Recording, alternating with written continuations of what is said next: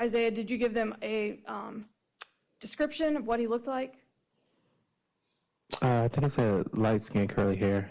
That was like pretty much the description, what I gave him. Okay. What color was his hair at that time?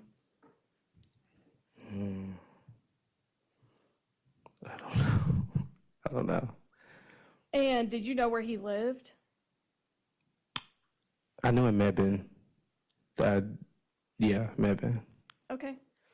And did you provide them with a phone number for Issiah? Maybe. And so after speaking with Captain Ray, did you also meet with an investigator and speak with her? Yes. And where did you do that? Walmart in Mebane. And can you describe what you told her when you met with her? Exactly what I told you just now.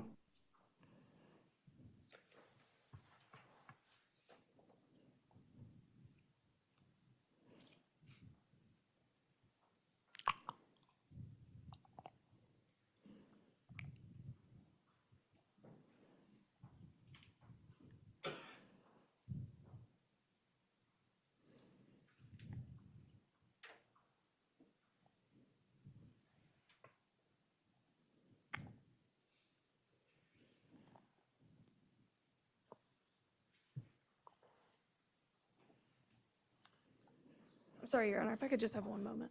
Yes, ma'am. Thank you.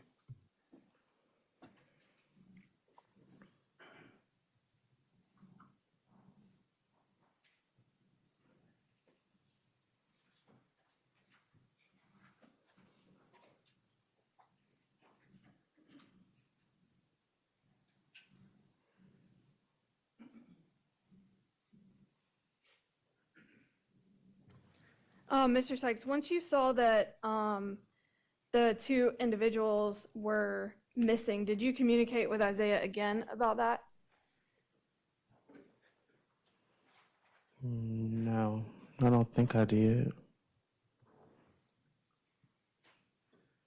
I know I told four of my friends the night that I saw it, and then, yeah.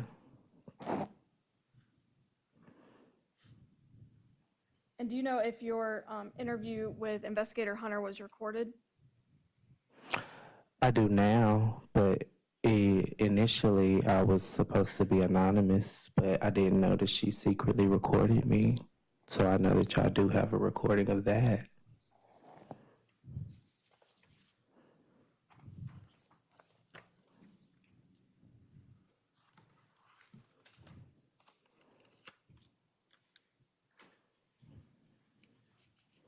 Your Honor, this time I would mark that recording as State's Exhibit 142, and I would ask to play it at this time. Any objections to admitting States 142 into evidence?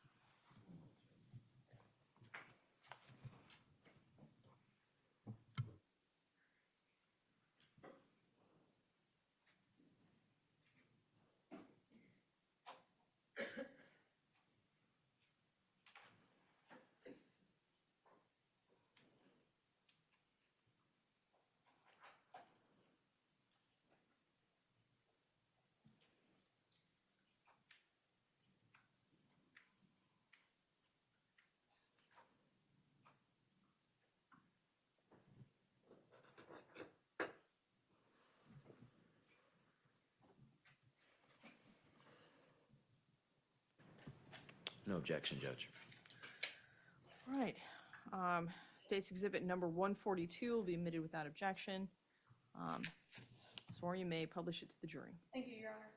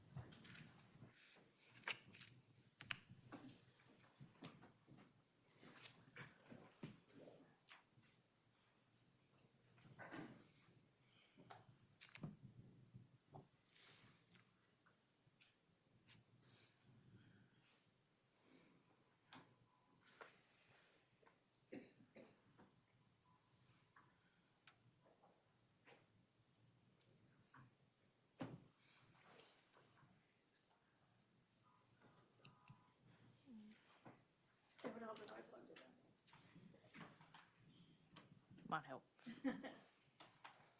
There we go. Go back and redo it. There we go. All right.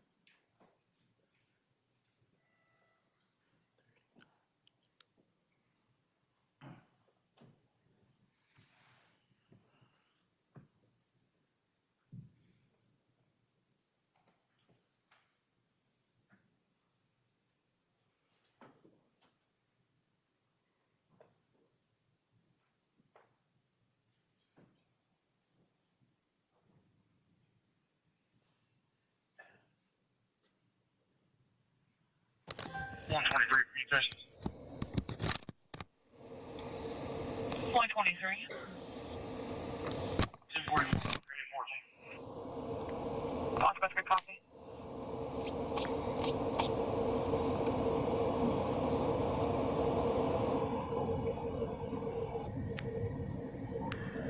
Communication. 103. I checked spoke with the caller. Clear go to.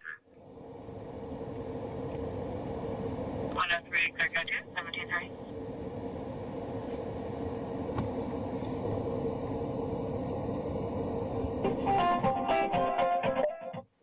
Hey, I think I'm right beside you. you are. Okay, I'm coming. Okay. 129. 141, area 9. I'll be riding with 127. Can you show me primary, please?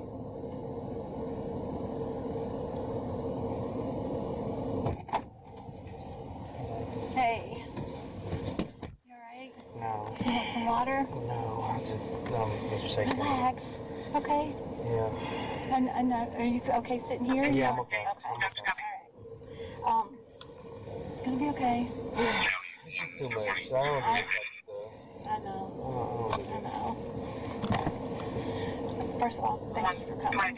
Yeah, of It's gonna be a course. very big help. Of course. The whole mess up situation all over. I got two different channels No, you're going. fine. Okay, so I guess we can just start from the beginning. I'm gonna let you talk a little bit and Okay, so everything that I know basically is, so I met the boy Issiah. I don't know his last name, but I have his Snapchat name, and that's usually how we converse. I gave the other officer his phone number because I do have his phone number. okay, and we'll get all that too because I'm gonna go over everything if I write anything down. Okay. Okay. So, how did you meet him through Snapchat? Or? No, I met him because my grandmother lives on Freshwater, and my cousin lives directly behind her. Like, it's all one street. They were friends, and I'm just going to be 100% Sure. transparent. They were friends, and they were outside smoking. That's how I met him. Okay. Ended up smoking with him, and then we exchanged Snapchats, and then that's how it happened. So that was like last year, I want to say. And so Saturday, pretty sure it was Saturday. I don't want to get the days mixed up. Okay. But Saturday, I smoked with him, and then he was like, stuff went crazy last night, but he didn't elaborate. Where were you guys at when this happened? Deerfield. Okay. At his mama's house? Yes. Okay. And then, but it was like real quick, because then I had to hurry up and get back home. What time was this? I get off at like 4:15. And so it was in the afternoon? Yeah. Was anybody else there? No. He came out to my car. I don't know exactly. I think I know which building, but I don't know which apartment. Okay. Well, he came out to my car, and then we smoked, obviously, and then I had to leave because I had to go see my grandma. Okay. She lives on Freshwater, which is down 119. So I went to see her, and then I went home, and then he called me on it's FaceTime, but on Snapchat, like video call.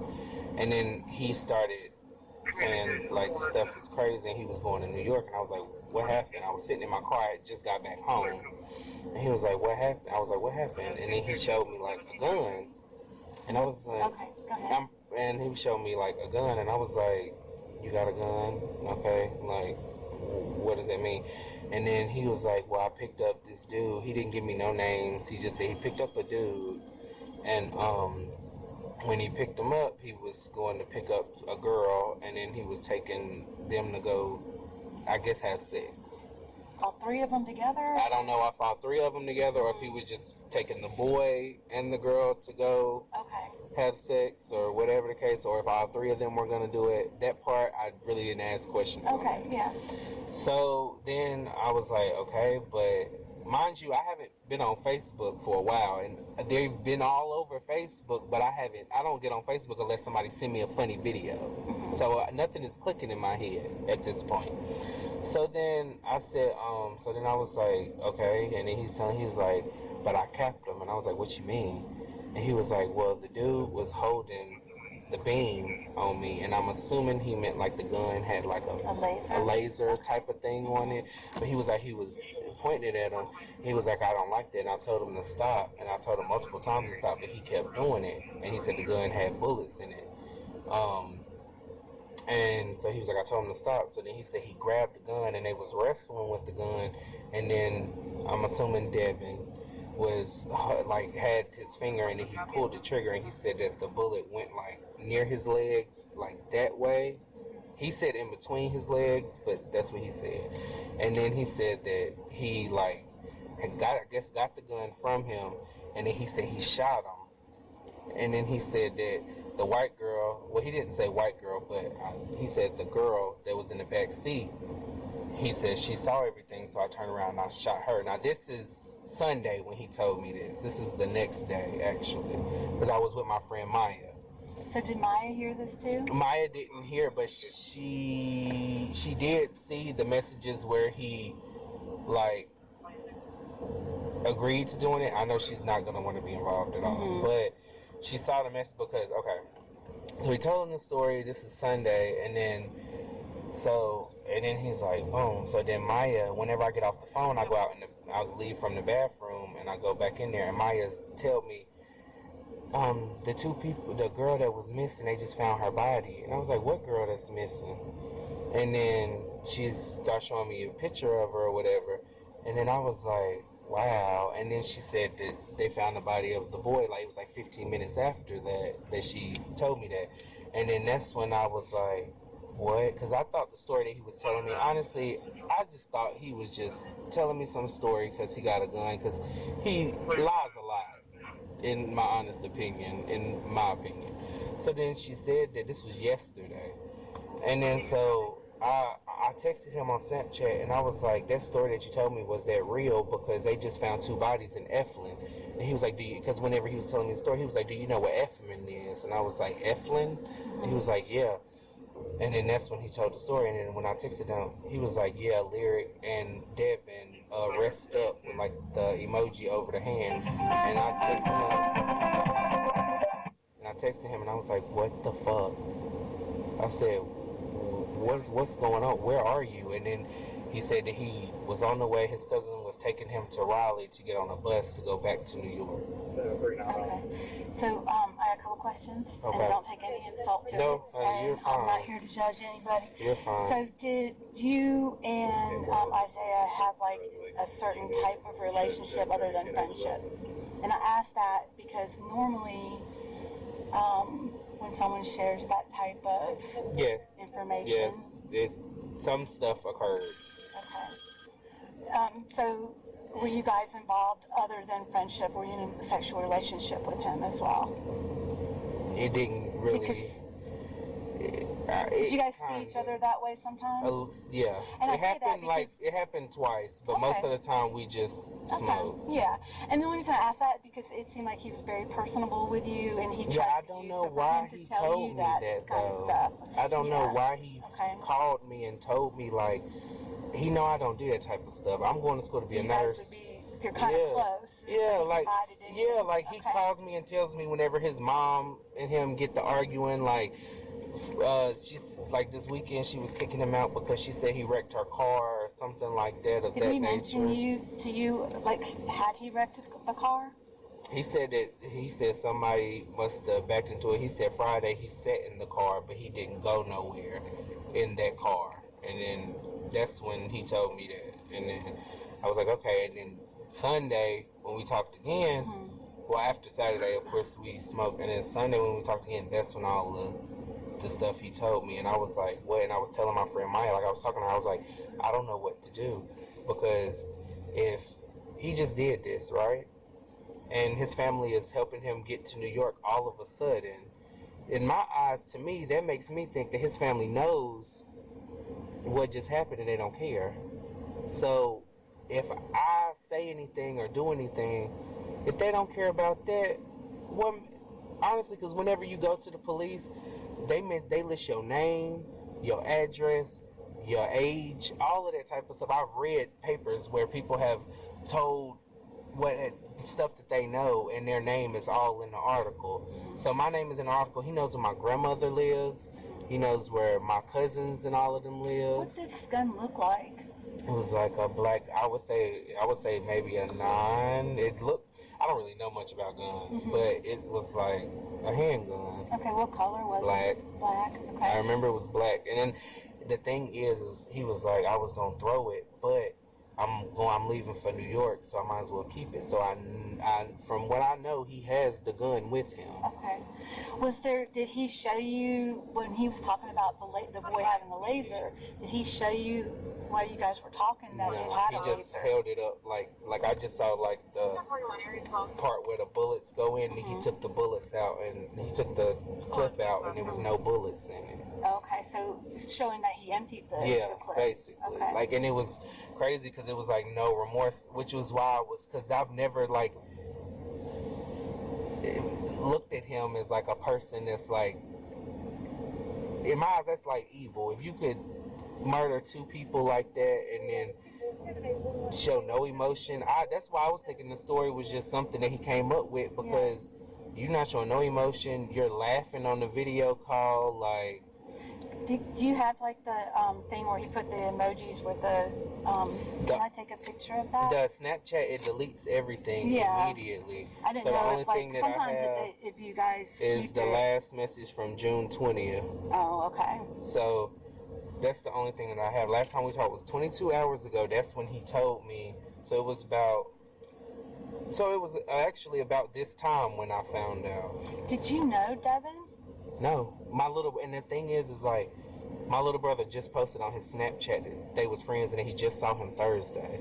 And then I saw the video. When you say little brother, is it really your little brother? Yeah, like my little brother. Okay. Like he just graduated from Eastern, and he just had posted that he was with him Thursday, and I don't know, that kind of hit home for me because I was like, my little brother could have been in that car. And then I saw Devin's mom's video live on Facebook, and it like broke my heart. But at the same time, I gotta be protective of me in a way, because I don't know what him or his family is capable of. All it takes is a phone call. They know where my grandmother lives, and my grandmother don't have nobody there but my uncle, and he works, so, and he knows like all you gotta do is pop the door open to get it open. So I don't know. Tell me a little bit more about Issiah. I know his name is Isaiah. I don't really know his last name. I gave the officer his Snapchat. Yeah. I know he goes to Eastern. Well, I guess went to Eastern. He told me he's 18.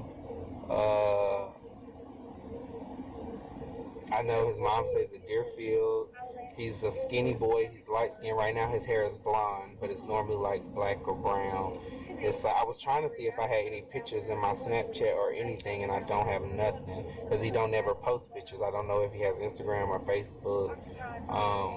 If I seen him, I would know who he was, but he's like real skinny. I know he used to work at Lowe's Food, or still does work at Lowe's Food in Mebane, because I used to give him rides from Lowe's Food home sometimes when his mom was at work. And I mean, everything that I've known of him, he's been like a chill, nice, level-headed, funny dude. And how did you meet him again? You like through my cousin. Your cousin. My cousin and him was outside. Yeah, my cousin and him was outside, just like playing around and chilling outside. And then I went outside. My cousin was like, "Hey, CJ." I went down there and talked to him, and I chilled with them for a little bit. And then that's how I met him. And my cousin, who's your cousin? His name is Thomas. Blackwell, but Okay. yeah, he's 21. So you go by CJ Yeah, sometimes too? That's what my family calls him, like close family. Okay. They call me CJ. But everybody else, like work and school and everything, they know me by Christian. Okay. And do you hang out with anybody else around this area other than him? Everybody else I hang out with is like my friends, Maya, Michaela, and Taylor, and all of them, like, are in Burleson. So I'm never down here unless I'm like seeing my little brothers or I'm visiting my grandma. I might hang out with my cousins while I'm down there because they live right down the street from the house. And then sometimes I'll pick him up from work, we'll smoke, and then that's about it. Okay. So you didn't know Devin or this No, white girl? I just saw it on Facebook. Okay. And then he was like, whenever I asked him, he was like, yeah, and then rest up. And it was just like, no remorse. And I don't know. Do you remember what he was wearing the afternoon that you guys, and you said that was on Saturday that you guys smoked? Yeah, it was Saturday afternoon. Okay. What was he wearing? It was like a black hoodie. Okay. And I think he had on either, it was like some long, like, lay around the house type of shorts. Probably were pants that he cut into shorts or something. Did he like look that. like he was injured in any type of way? Not to my knowledge. He didn't look injured. And when you say that you guys smoked, was it usually marijuana, or did it have anything else mixed with Just it? marijuana. Okay. And I'm trying to think what else. Oh, and so when you were FaceTiming him, did you FaceTime him on that Saturday and that Sunday? And No, he FaceTime. I meant to just say he had FaceTime me. I want to say it was Sunday morning was when he told me the story, and I was like not believing it. But then around this time was when yesterday was when my friend Maya was showing me all the stuff, because like I said, I don't get on Facebook unless I see a funny video, unless somebody send me something to watch, then I might scroll. Yeah. So then she was showing me all this stuff, and I was like, wait, what? And so then in my mind, too much stuff was correlating with, they was like, they left the house at 1:30, and then he told me it happened Friday, like late night. So it was just too much correlating, and I told my friend, I was like, I don't know, what do I do? Like, so in the messages, and from when you were talking with him, he basically was like, I picked Devin and this girl up, so to have sex. he said he picked him up, and he picked him up and her up, and I don't know if he was saying he was taking them, for like just giving them a ride to go do it, or if all three of them was gonna do it. Did he say where he picked up Devin from? No, he just said he picked them up from, he took them to Eflin. That's all he said. He took that he them was, to yeah, Eflin. That he was taking them to Eflin, or that they was in Eflin or something like that. Okay. Anything else from that conversation? Besides the no remorse, the gun, him still saying he gonna keep the gun, that he's going to New York, that his cousin was helping him get a ticket to New York. Which cousin, do you remember? I don't know. I've never met his cousins or anything like that, but he was like, his cousin is gonna get him a ticket to New York. And that whenever that Sunday, whenever I was like trying to figure out if this was like real or just like a coincidence, he was like, he's on the way to Raleigh to catch a bus to go back to New York. And I was like just in shock, and I just did not respond. Do you know who took him to Raleigh? I know it wasn't his mom, because I know him and his mom had like a huge fight, and she like took some money from him. I want to say Friday during the day was when he told me that, and then he said he was going to his stepdad's house. Do you know if he did any other type of drugs? No, the only thing that I've ever known is like smoke weed. I mean, I think he's like maybe drunk too. And did he mention anything about going to any ball games or a party or anything like that the night before? He always told me that he like just chilled at the house, or like he just went to like friends' house, or I gave him a ride to maybe a couple places. Sometimes whenever he needed a ride, he would give me gas money and just that type of stuff. And you said that like sometimes he like sits in the car I know you said that he sits in your car, but did he explain anything that might have happened to his mom's car or anything like He that? said that it looked like somebody hit the car, but then again, and that was, I want to say, I know that was probably before Friday, whenever that happened, because they had gotten this big fight, and he had went to his stepdad's house, but then he went back to his mom's house, I want to say Saturday. And then he left from his mom's house Saturday and went to his, after I left, he, you know, like whenever you leave him, like, what you about to do, he said he's about to go to his stepdad's house, and then I left and went to my grandma's. Is there another car that he would have driven? I never knew him to drive a car. I just know that his mom had picked him up a couple times from my cousin's house, and she drove like a black, like SUV. I want to say it's either like a Chevy Equinox type of build or like a GMC type of like boxy black SUV. Those are her cars? Yeah, that's like what it kind of looks like. I don't know exactly what kind of car it is. Does she have any other cars that you know of? I just always seen a black SUV. Okay. And you've not known him to drive any other type of vehicle? I've never known him to drive. Every time he hit me up, he needed a ride somewhere. Okay. And you've never seen him drive? No. He told me that he told me that he sat in his mom's car and he didn't take it out the parking lot. That's about the only time he ever mentioned anything about being in a car or behind a wheel, at least down here. Mm-hmm. So when he said that he picked up Devin and this girl, he didn't tell you what car he was in? No, I didn't. Did you find it kind of odd, since you know that he doesn't drive, that he'd be driving to pick them up? That's why the whole story I didn't think was real. Like, the whole story just seemed off. And then he didn't even know the name of Eflin. Like, it just, that's why I didn't pay it no mind when he told me Saturday. I was just like, seeing the gun. Yeah, I was, well, he always has a gun. He had a gun before a couple times whenever he got in the car, but I don't like that. And I always make him go put it back in the house because I don't like guns like that. I'm not a gun person. Okay. So, and who else would he hang out with? I know we talked about that a few minutes ago, but like... I know him and my cousin stopped hanging out like last year. They fell out. Okay. But other than that, I don't really know who he hang out with. Only time that we would hang out, it would just be me and him. Okay. So I don't really know if he has friends or don't have friends. What was your conversations? Just regular conversations like, what's up, what you doing? And then he would tell me stuff that he got going on, or he went to PA Pennsylvania the other day.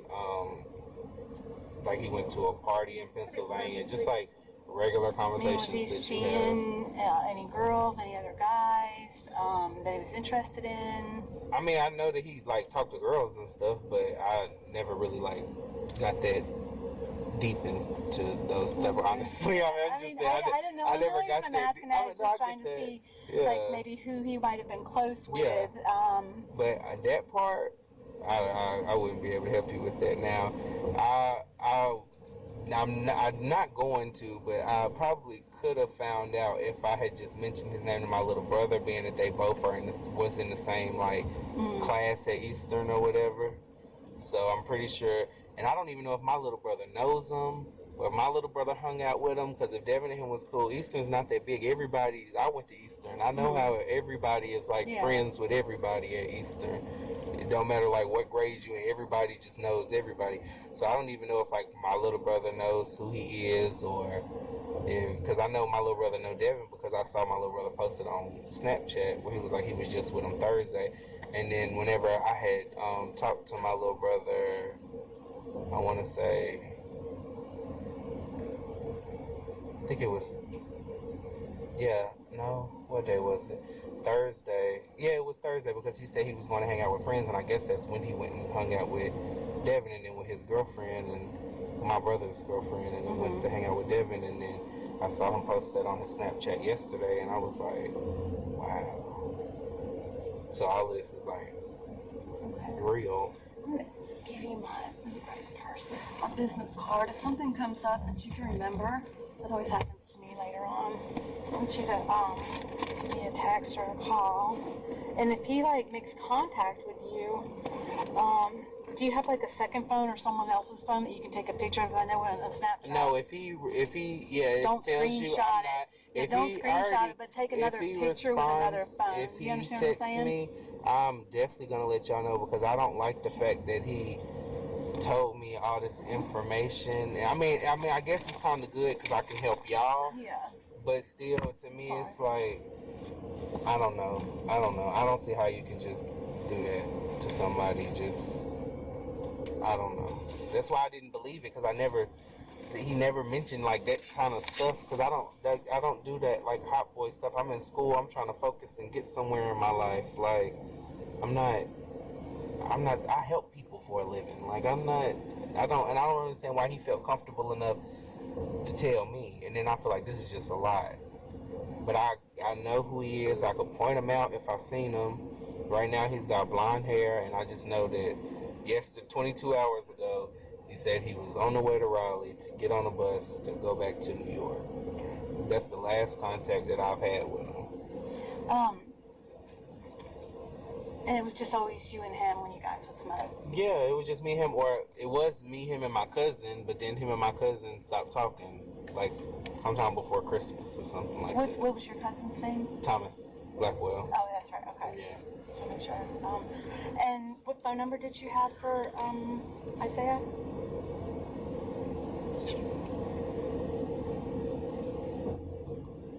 (908) 440 5523.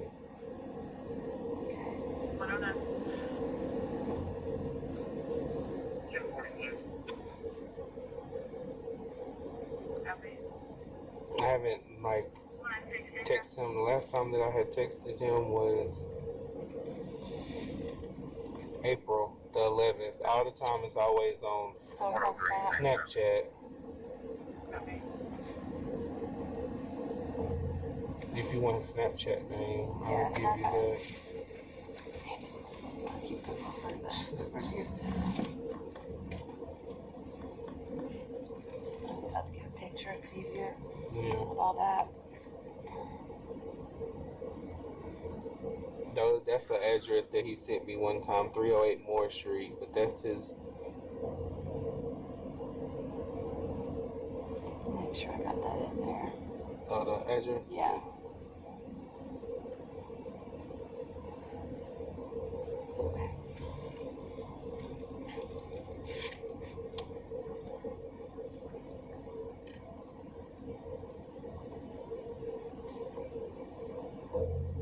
That's it. I just feel like it's a lot.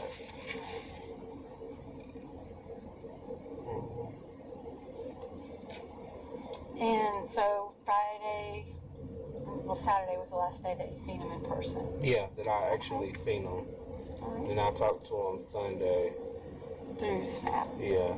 And then you saw him on FaceTime. Yeah, Sunday. Afterward. Yeah. Oh. Sunday. Well, no, I saw him Saturday, and I saw him. He FaceTime. He video chatted me Sunday morning. Mm-hmm. It was either Saturday night or Sunday morning. I can't remember exactly, but I know that he had video. No, it was Sunday morning because it was daylight outside. He was outside, so it was Sunday morning, and then that's when I had You know got. where he was at? When He was at his stepdad's house because he was telling me that that's where he was because him and his mama had got into it again. Was he packing up or? He was just outside. Oh, he wasn't doing anything in I particular? didn't. He wasn't like doing nothing like crazy. He was just like sitting outside, talking on the phone like normal, like nothing ever happened. Which is why I was not believing a word that he said. Because usually, I feel like if you do something like that, like it will show. Yeah. Like you know, like you just be able to tell like that you just went through something like. Because I feel like that's real traumatic. Yeah. Like, and I was just like, whatever. Like, but now that I know what I know, it's kind of like sick.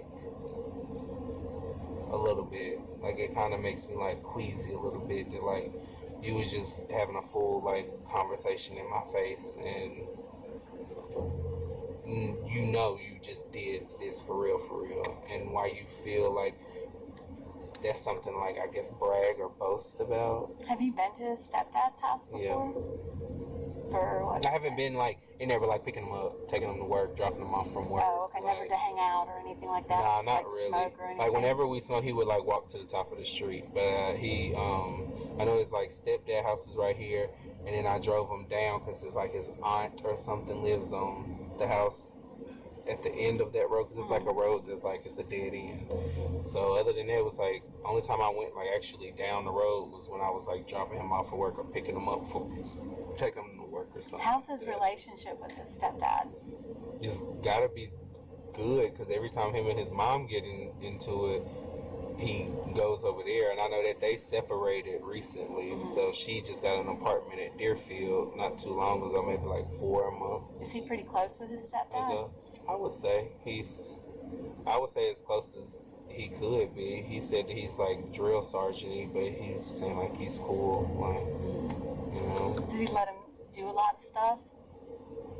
Does he know that he smokes and stuff like that? I don't think he knows. Well, I'm pretty sure that they know. Like, Yeah, but I mean, I didn't know like how cool he was. oh, I don't think he's like that cool. Yeah, okay, He probably like will smell it if he walks in Yeah. the house, but I don't think he like openly would just like let him just smoke or something like that. I don't know. He probably would. I don't mean, you know, know. you say drill sergeant. You never know. Sergeant. I mean, yeah, that's Yeah. I mean, that's kind of the word that I put together.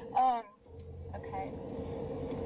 All right. Anything else that you think that might be important? I don't know. I've been thinking like every time I was remembering something, I had called and told the officer, so everything like is on my memory. Yeah. Cause I was, And that's why I gave you my. Yeah, my I was because at I'm the work. same way. I'll be at home and yeah, like I can every do a time I call would or- remember something, I was like, oh yeah, I remember he Yeah. had the gun in the video, so I was calling back, and I remember that he like showed the clip, but he was like, you see, it's empty, and I was just thought he was trying to like add more fuel to this story, because the story just sounded so like, I don't know. You know how when somebody is telling you something and you just be like, you're lying? Because you're like, oh man, it's so fucking wild, you know. Yeah, like it's True. just like you're saying all of this, but you're like laughing and smiling. I feel like if you just did something like that, you got to be a real sick individual to just be laughing and carrying on and smiling and. Did he acting describe like how he like No, he just shot said him that and he- where he shot him at? He said that he like just they was wrestling for the gun, and he said that the boy was shooting the gun as like they was wrestling. Like he said, it shot like 2 times, and then he got the gun, shot him, and then turned around and shot the girl because she saw everything. And in my head, the reason why I wasn't believing it, because I was thinking like, okay, if I'm in the back seat, right, and 2 people are wrestling for a gun and it's going off, I'm not gonna continue to sit in the back seat. Yeah. I'm Like, gonna were they driving? Were they yeah, stopped? no, or he parked said that they were somewhere? parked. Like, did he tell you where they were parked? No, he just said Eflin. Okay. I'm pretty sure he probably didn't even know where they were parked. Okay. Because he didn't, well, he said Eflin, something. Yeah. I was like, Eflin? But, yeah, like, and I was just thinking, like, the whole story just, it wasn't adding up, because I was like, me personally, and any logical thinking person that I know, but then again, when you're in this situation, you might just be, like, stuck. But if you have time to be wrestling for a gun and it's going off, and then more time for you to get the gun and then shoot him, why would somebody just continue to sit in the back seat? Yeah. And then you telling me this story, and You're like, I would I be don't know. fucking It's just, running or yeah, something. no, I would be gone. Yeah. If as soon as like no, Well, did he mention like what did he do afterwards?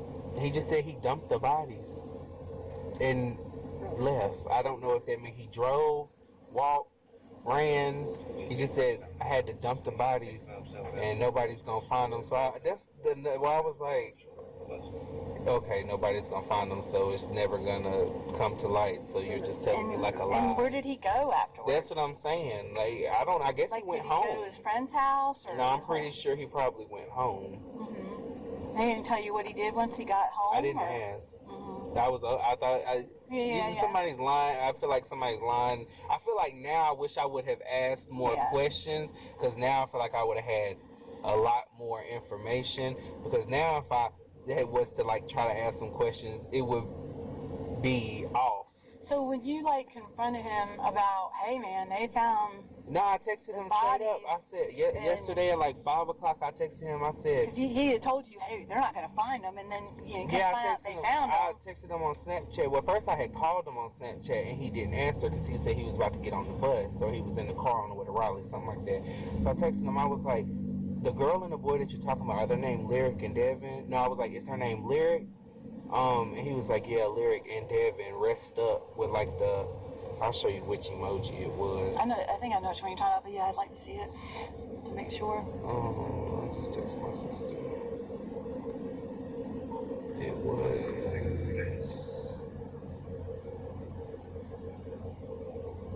that emoji.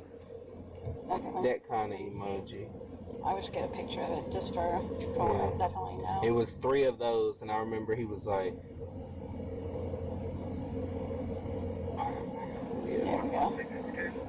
but yeah, it was like, he was like, rest up, and I was like, are you being for real right now? And then New text message from 91980544173.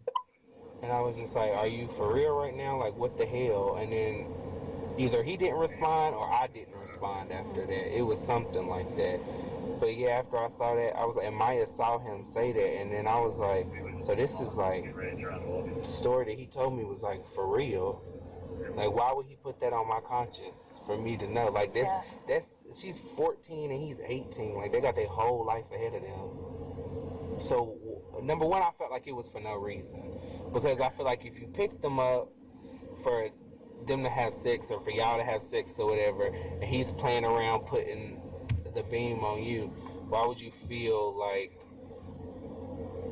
so something's not adding up in my eyes. Something's, because I feel like Something happened. something had to happen that he didn't tell me, because he was like, he was pointing the beam at me, and I told him to stop, and then I grabbed the gun, but I was like, why would you feel threatened if you picked them up and y'all are going? So he didn't, when you like confronted him about it, he was just like, yeah. he just said, yeah, He just didn't said, like yeah. seem like, oh, well, shit, you know, wasn't That's worried what I'm, about it. or nothing at like all. that. I guess that he feels like, It's like, no big deal, I'm just going to get no out of big town. deal, or like, maybe, I'm about to get on the bus and go to New York, they're not going to find me. 2312 Nat Drive off of Oakdale Drive, overdose patient operating. Or it's like, I'm about to be in New York, so nobody's going to find me. But at the end of the day, I don't know, this has been sitting on me for all day. And tonight I was going to call that tip line because Maya had gave it to me. Because I wanted it to be anonymous, because I'm like super terrified. Yeah. But at the same time, it's like, you know something, you still gotta say something. Because after I saw that boy's mama's live, like, it broke my heart. Yeah. Because then it was like that was happening Sunday, and I had just heard this wild story from this dude that potentially may be true, and she's begging for her son to come home, and she don't know what's going on, and then they find 2 bodies, and you just told me that you shot 2 people and dumped the bodies in Eflin. That's too coincidental. Are you familiar with this area? Mebane and Burleson and Graham, I know a little bit of Eflin, like I know like Buckhorn Road, because I had a friend that lived like 1,000 miles down Buckhorn Road, but other than that, I'm not really familiar with Eflin like that. But Mebane and Burleson, yeah, I went to Easton, so I was down here from like middle school and high school, so I'm pretty familiar with the area, but I just feel like it's wild. And where'd you grow up at? I grew up in Greensboro. I moved up here to be with my dad because some stuff happened with my mama. Okay. So I moved up here. I've been here since 7th grade, I think. Okay. 7th, 8th grade. All right. All right. Well, I appreciate your time. Thank you so much. Yeah, no problem. And again, if something else comes up, or if he texts you or whatever, let's You'll let me know. Okay. You'll know. Thank you. Yeah, no problem. Trying to get some rest. Yeah, I couldn't sleep last night, but I don't know. Thank you. You're welcome.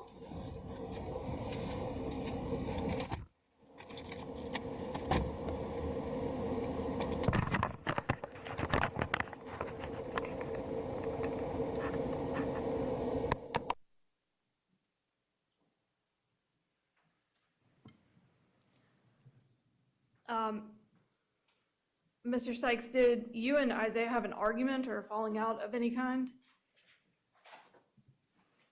I don't think so.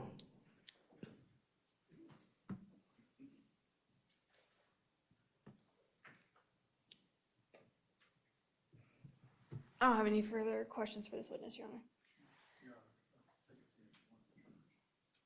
Yes.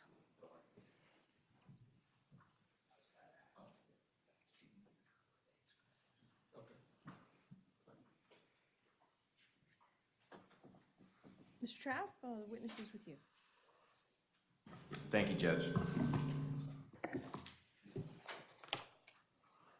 Good afternoon, Mr. Sykes. Hi. So you had an opportunity to answer some questions with Ms. Orr, and then you had an opportunity to listen to that recording from 2022. Yes. So do you do remember meeting with law enforcement sometime in September 2022? Yes. But you didn't know, at least at that time, that was recorded. Is that right? No. And you found out that it was recorded recently? Yes. Today, last week? Maybe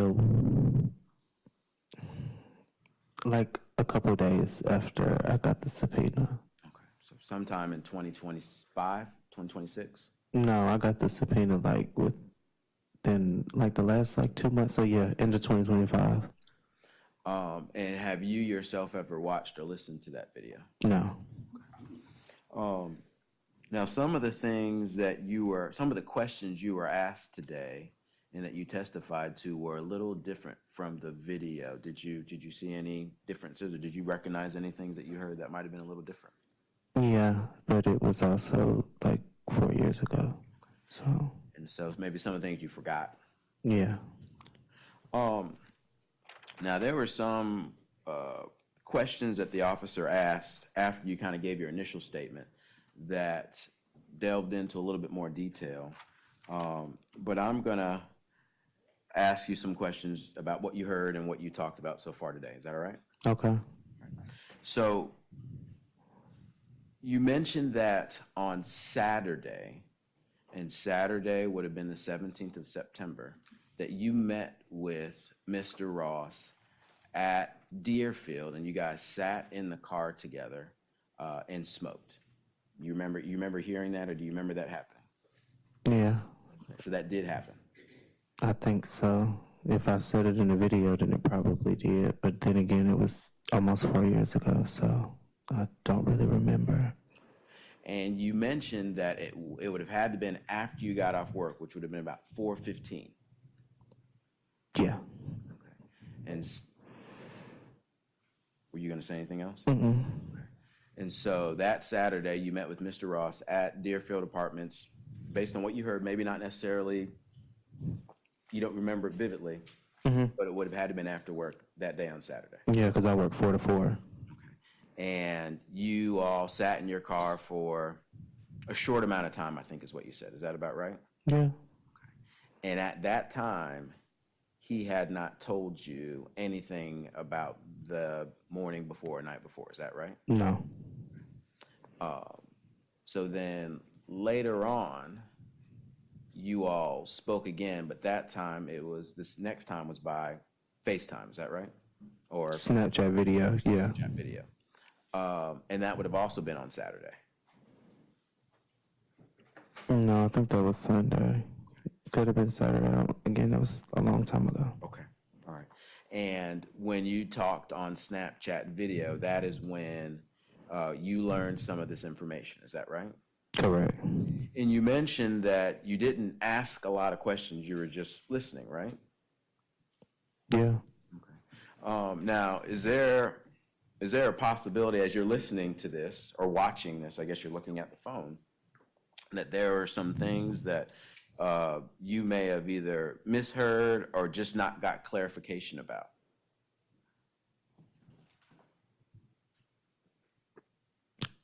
I don't know. One of the things that was mentioned in the recording was that the shooting took place in the car. Was that something that you were told? Yes. Okay. Another thing that you testified to was that you saw the firearm and that it was black. Do you recall that? I saw a firearm that was black on video. I don't know if it was that one because I was not there. Okay, thank you. So you saw a firearm and it was black. Yes. Okay.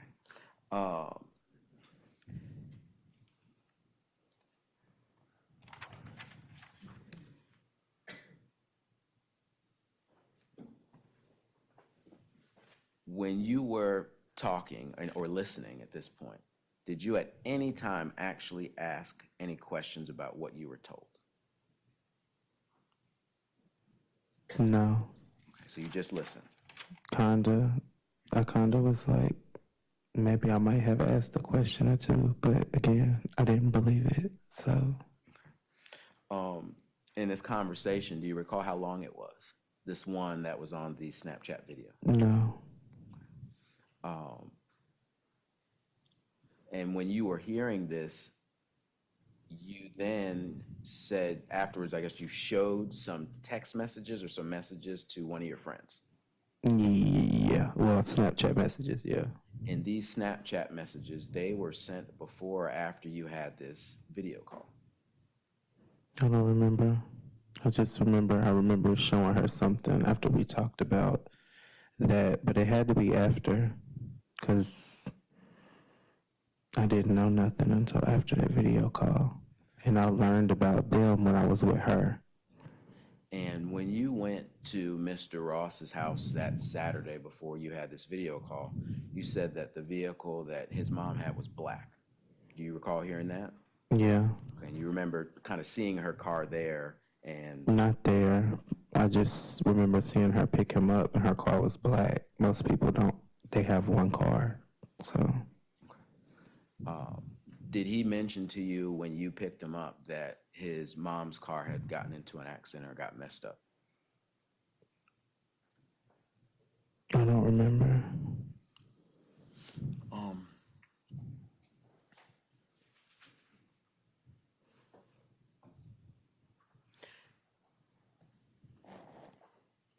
In the video, you had discussed a special relationship you had with Mr. Ross. And at first you were a little hesitant, but then you said, yes, you did. Do you recall that? I don't remember saying special because it wasn't special, but sure. Intimate relationship. I wouldn't say it was that either, but okay. If that's what you want to go with. Well, how would you describe it? We was cool. Okay. You mentioned that you smoked. Mm-hmm. Yes or no, please? Yeah. But you mentioned that there are other things you did in addition to smoking. In particular, the officer said that for you to get information like that, that you must have a closer relationship than just associates. Do you recall that? Yes. And so did you have a relationship that was more than just hanging out and smoking with Mr. Ross? I think that's what the video said. But I'm asking you today, did you? Approach.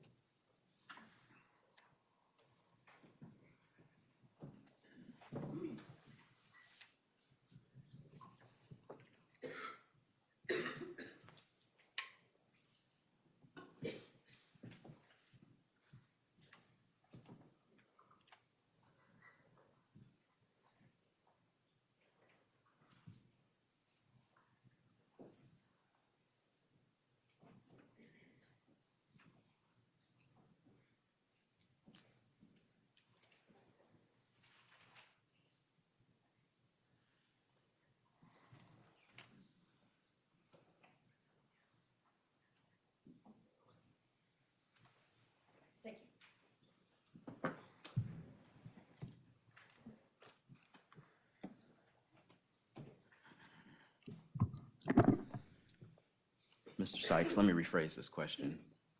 Is what you said in the recording true about your relationship with Mr. Ross? Yes. Thank you.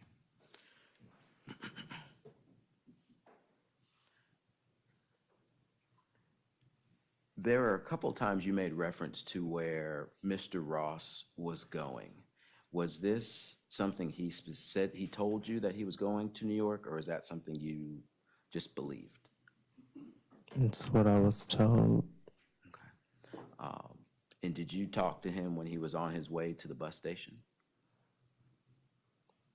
I think so, or he was already there. You made a mention that you would typically talk with him on Snapchat.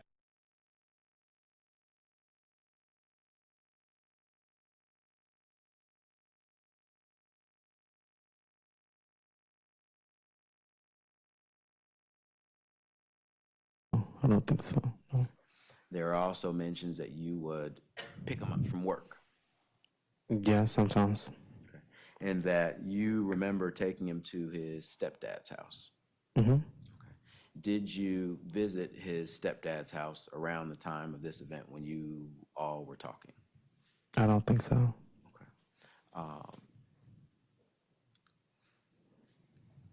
You also mentioned that his aunt's house was right down the street. Did you ever take him there?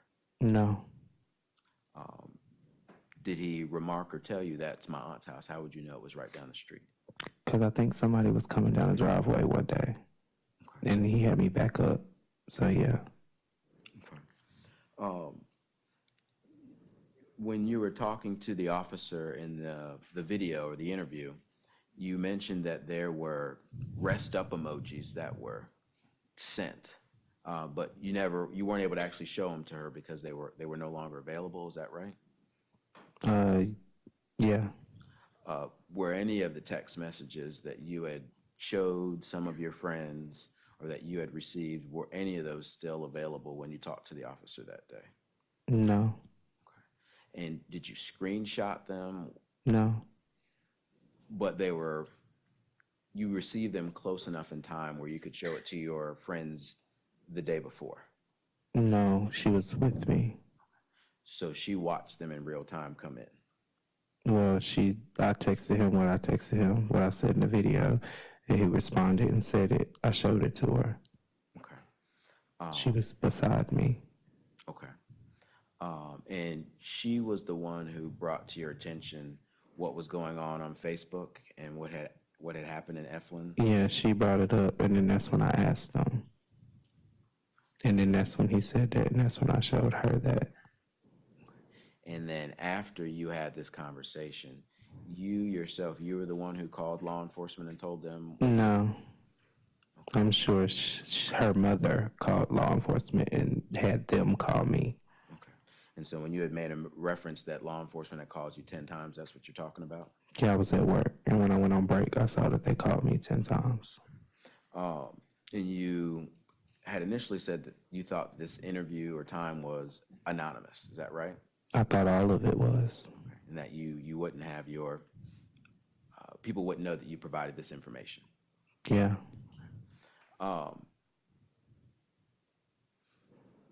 When you heard this story, I think the first thing you said was that shining a beam means that maybe this firearm had a laser on it. Is that right? Yeah. Now, you never actually saw a firearm with a laser. Is that right? I don't know. It was on a video. I saw a black gun. Okay.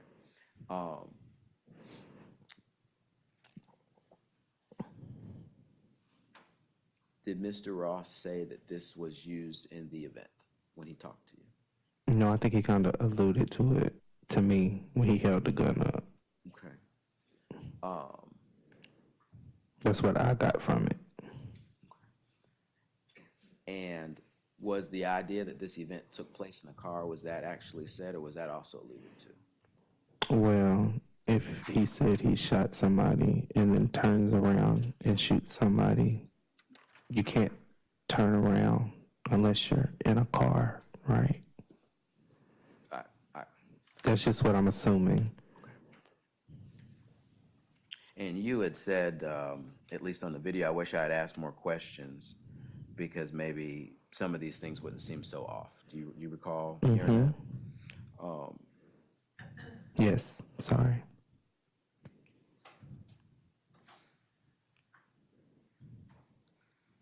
And there are some other things that you had brought up in this interview. You said that whenever Mr. Ross got into a fight with his mom, he would go stay with his stepdad. Yes. And so he would normally tell you these things? No, it's just, when you cool with somebody and they get into it with somebody and then they go, it's kind of like an observation.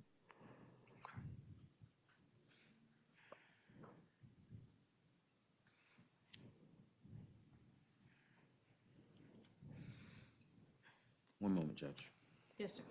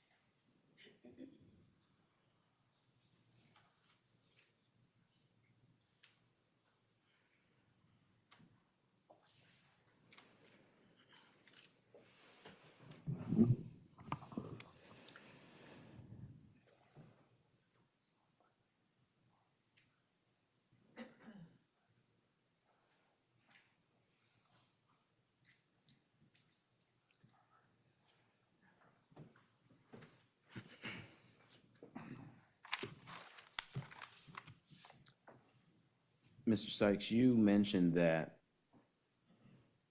you weren't sure if strike that Mr. Ross went to Eastern Alamance. You're aware of that, right? Yeah. At the time. Mm-hmm. And that your younger brother also went to Eastern Alamance. They might even been in the same grade. Is that right? Yeah. But you weren't even sure if your brother knew Mr. Ross. Correct. And so your brother was not aware of your relationship with Mr. Ross, to your understanding. Correct. And it caught your attention when you saw your brother post something about what happened to Devin. Yeah.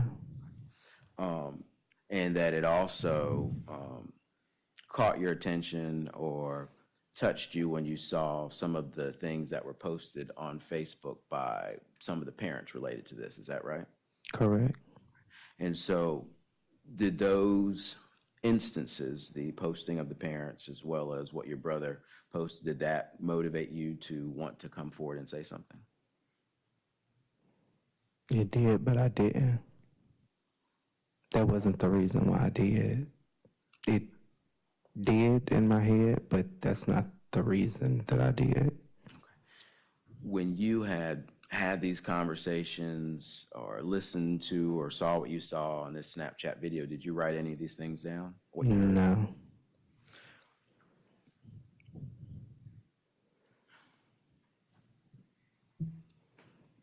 Your conversations with Mr. Ross prior to this, other than saying, hey, do you need a ride from work or you want to go hang out and smoke, were there other occasions that you two would hang out with each other? I don't really remember. Okay.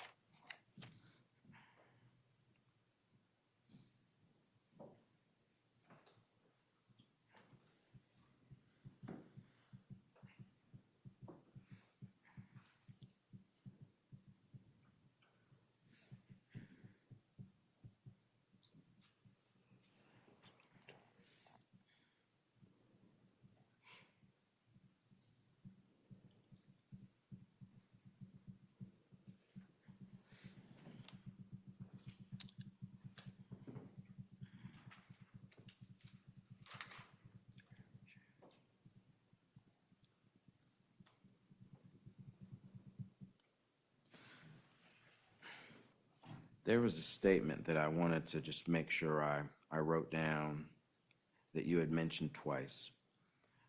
You stated that Mr. Ross told you,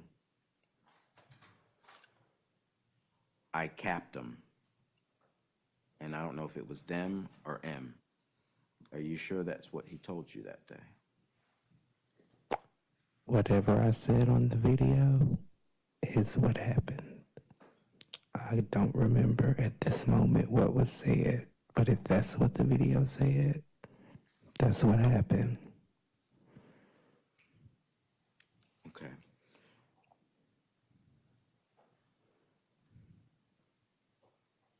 And so if the video said that the shots were in the car, that's what was said. That's what I was told.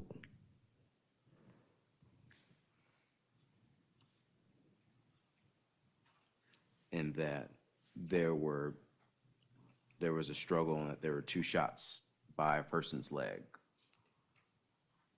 No, I think that might have been what he told me, but again, he wasn't always the most truthful person.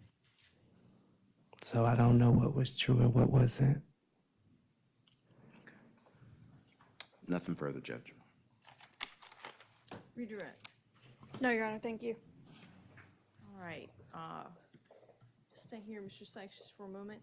Ladies and gentlemen, I know I haven't been here a whole lot of time, but you have to take a break this afternoon, so we're going to go ahead and take that break right now. I would ask that all of you, I know you haven't forgotten, but please remember all the rules that apply. Have everybody else please remain seated, and we're going to excuse our jury at this time.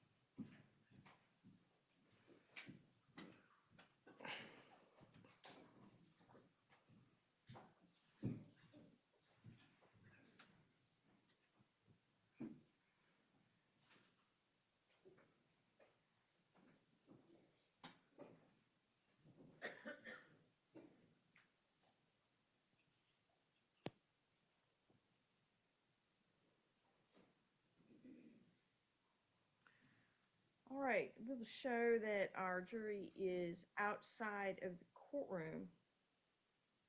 So we had 2 bench conferences. The most recent one, there was a series of questions about the relationship between Mr. Sykes and the defendant. I'd asked the attorneys to approach, since we'd gone over that a couple times, the relevance of that.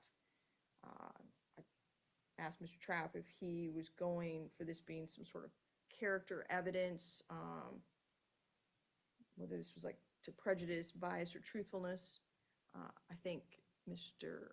Trapp had indicated that the line of questioning had to do with inconsistencies between testimony today versus statements that were made to the officer at that time. And I think at that point, Mr. Trapp, you said you were going to change your question, and I think you did. Is there anything else you need to put on the record, anything else you want to ask while we're still here? Anything I want to ask in general, that was a good reiteration of what our bench conference was, and in no way was I trying to address character. I was just talking about the dichotomy between what was said today versus back in 2022. Yeah, it's excellent trial strategy. Anything else that we need to add for the record to any of that? No, ma'am. Well, I still have Mr. Sykes here. Anything you want to put on the record?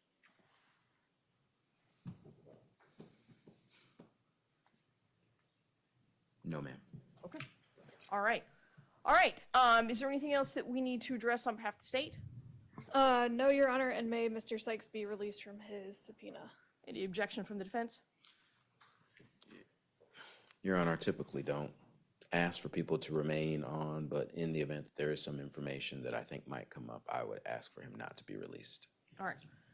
So, Mr. Sykes, you are done with your testimony here today. I'm not releasing you from your subpoena obligations at this time. We still have some other testimony that has to come. Only if at some point your testimony becomes relevant again to some of the questions would you be called back.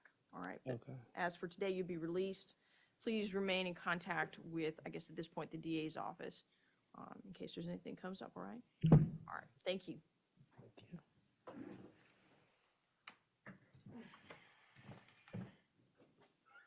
All right, anything else on behalf of the defense?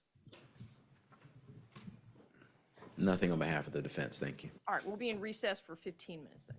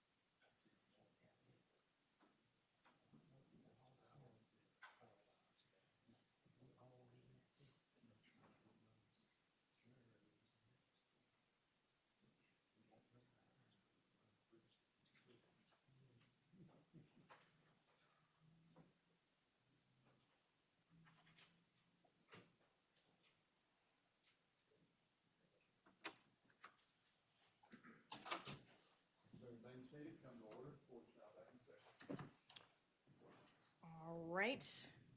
Madam DA, you got your next witness ready? Yes, Your Honor, he is seated right behind me, ready to go. All right. Anything we need to address before we bring the jury in? No, Your Honor. Defense? Nothing for the defense. Thank you, Judge. All right, let's bring our folks in, please.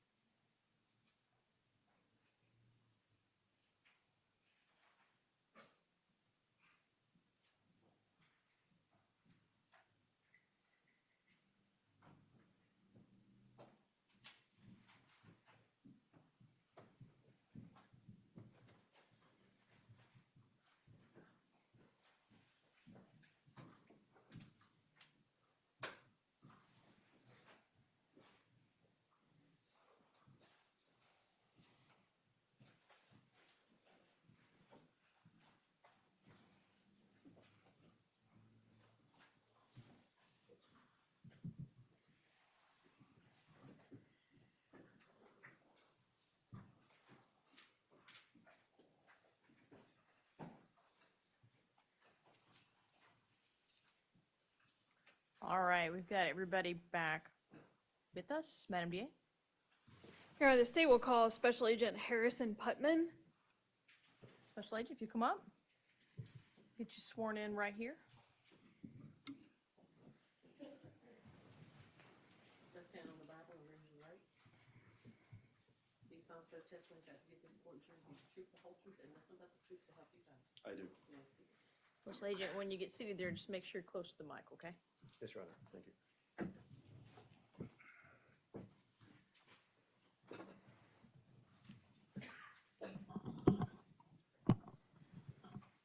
Good afternoon. Good afternoon. Would you please state and spell your name for the court reporter? Yes, it is Harrison Putman. That's Putman. And where do you work?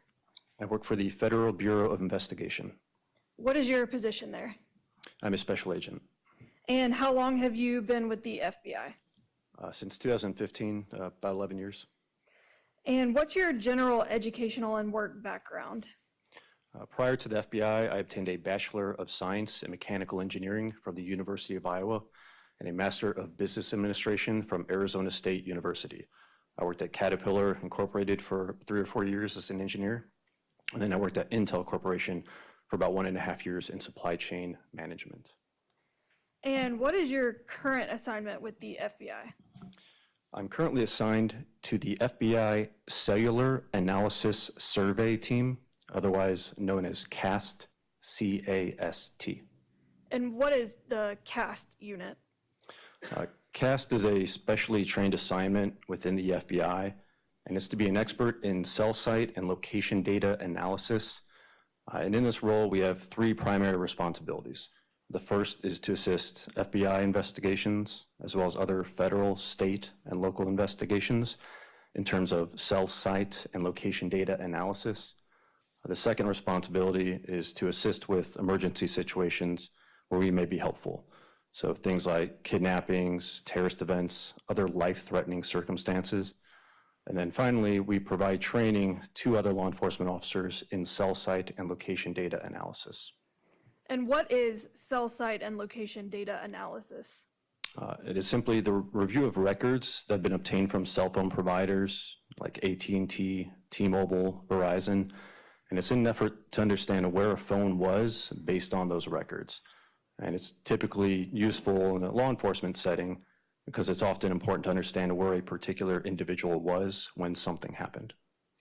And what is your training in cell site and location data analysis? To become certified with CAST, I participated in about 250 hours of training in cell site and location data analysis. This included instruction from professors at the Florida Institute of Technology in Radio Frequency Theory and Cellular Architecture. We also received trainings from and have ongoing discussions with all the major cell phone providers. So again, AT&T, T-Mobile, Verizon. We meet with their engineers and their records clerks, talk about the technologies that they use, the records that they produce, and how we can use those records to understand the location of a phone. We also receive training in different tools and software that we use to assist in conducting our analyses. And then finally, as part of becoming certified, we participate in practical exercises where we looked at volumes of records in an effort to understand or locate phones. And since becoming certified, every year we have an annual recertification. So for 1 week, all approximately 100 CAST agents meet up. The cell phone providers attend. We may have representatives from companies like Google or Meta come out. And we also just share lessons learned and travel knowledge amongst the group. And how long have you been on this assignment with CAST? I became certified in 2021 in the beginning, so about 5 years now. Have you previously testified as an expert in this field? Yes. Approximately how many times? I believe this is number 47.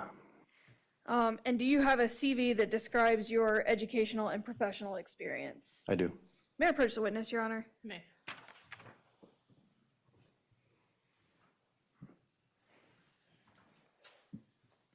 Special Agent Putman, I will show you what I've marked for identification purposes as State's Exhibit 143 and ask you if you recognize it.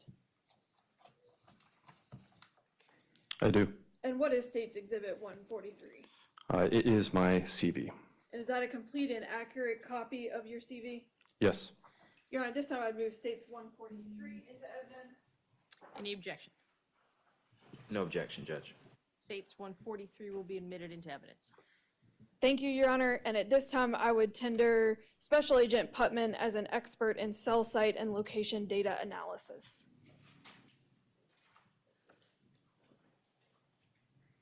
Any objection?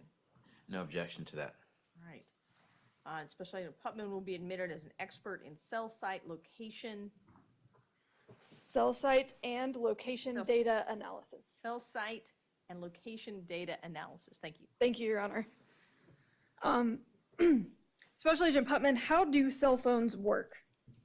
Yes, so when you're talking on your phone, maybe to a friend or family member, those two phones aren't communicating directly to each other. What's happening is your phone is exchanging radio frequency signals with a cell site, and then that information is routed through the network and those calls are connected.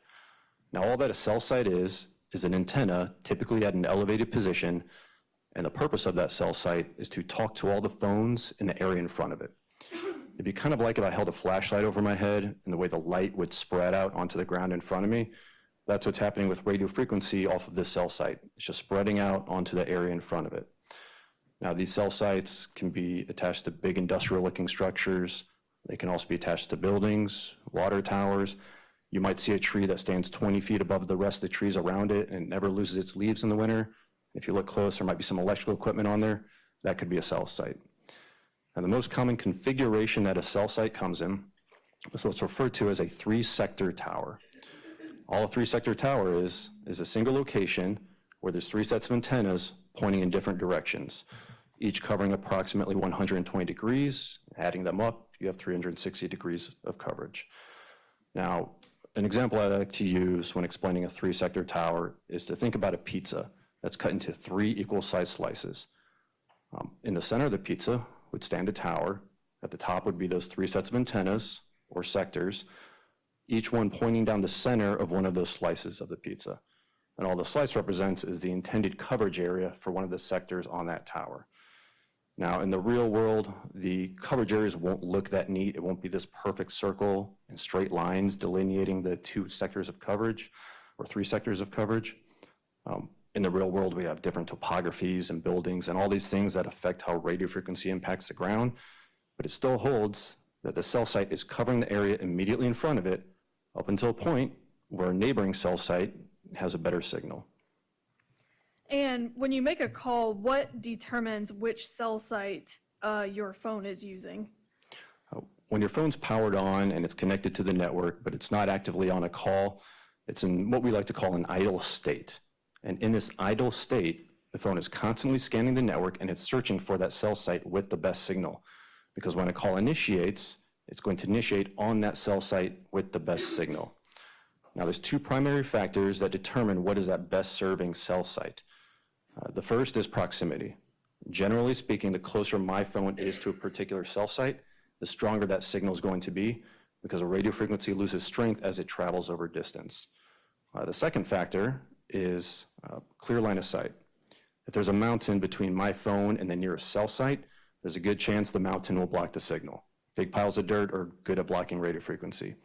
Things like buildings, vehicles, and even trees can affect clear line of sight, but it's to a much lesser extent. So again, most often your phone's choosing the nearest, or if not the nearest, another nearby cell site. The network isn't intended for your phone to leapfrog over 4 cell sites to use one on the other side of town when there's others that are closer by with a better signal. And Special Agent Putman, are you familiar with the records kept by cellular providers, specifically Verizon and T-Mobile? Yes. And what records do they keep? All the cell phone providers maintain records in support of running their business. This can include financial records, kind of like the bill you might receive every month. They also maintain more technical records, engineering records that they use to support running their operations. One set of records that's useful to law enforcement are referred to as call detail records. Call detail records contains information about a specific phone number, and it's line-by-line details that includes the dates and times of communications, as well as the cell site and sector that this communication's initiated on. So for example, if you obtain my call detail records, maybe you'd see I placed a call at 5 p.m. yesterday, and it initiated on cell site 123, sector 1. I can now refer to the second set of records maintained by the providers that's useful to law enforcement, and that's referred to as the cell site list. Cell site list is just information about the provider's network, and more specifically, it's the locations of all the cell sites in latitude, longitude coordinates, as well as the directions that the sectors face. So in this example, I placed a call at 5 p.m. yesterday, used cell site 123, sector 1. I can now refer to the cell site list, and maybe I see that cell site 123 is at a latitude, longitude coordinate in Raleigh, North Carolina, and sector 1 faces 0 degrees due north. I can now go to a map, find the location of that cell site. I know the antenna is facing north, so I can get an idea of the general area that my phone would have been in when that call occurred at 5 p.m. yesterday. Now there's a third set of records that's sometimes available, and it's referred to as timing advance. I say sometimes available because the providers don't retain those records as long as call detail records. So if they aren't obtained fast enough, you might not get them. Timing advance is very similar to call detail records in that it's for a specific phone number. It includes dates, times, cell site, and sector, but it also includes a distance measurement, and that's the approximate distance that the phone would have been from the cell site at the time of that record. So if we go back to the pizza example, with a call detail record, I can tell you the approximate slice of pizza that the phone is in. With the timing advance record, I can tell you how far from the center the phone would have been, so maybe where the cheese meets the crust. So you just get more precise location information, and timing advance happens just because the phone is on and connected to the network. It does not rely on anyone actually doing anything on the phone. It could just be sitting in their pocket or sitting on a desk somewhere. Did you have an opportunity to examine these records from Verizon and T-Mobile that were sent to you by the Orange County Sheriff's Office in this case? Yes. And I'll note for the record, those records have been received into evidence as States Exhibits 134 and 136 by stipulation. Would you please describe for the jury the process that you use when you receive those records?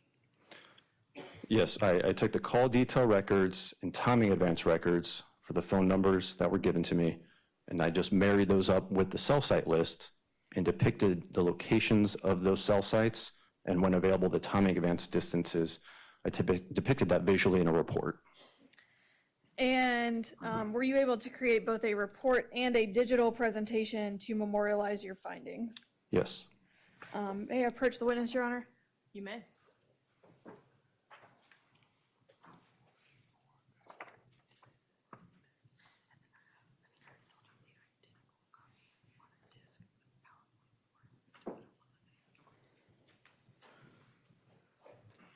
Special Agent Putman, I'll show you what I've marked for identification purposes as State's Exhibit 144 and ask you if you recognize it.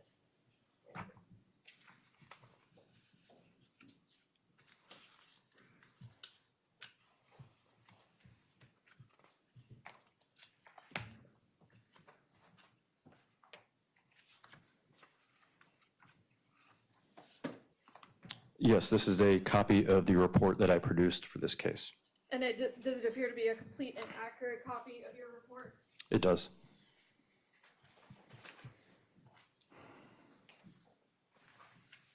All right, this time I would move States 144 into evidence. Any objection? No objection. States 144, the CAS report will be admitted into evidence. Thank you. And Special Agent Putman, did you also create a PowerPoint presentation to memorialize these findings? Yes. And is that presentation identical to State's Exhibit 144? Yes. And can you use this digital presentation to illustrate your findings to the jury? Yes. All right, this time I would request if I could publish the PowerPoint version of the presentation. I have it pulled up already. Yes, ma'am.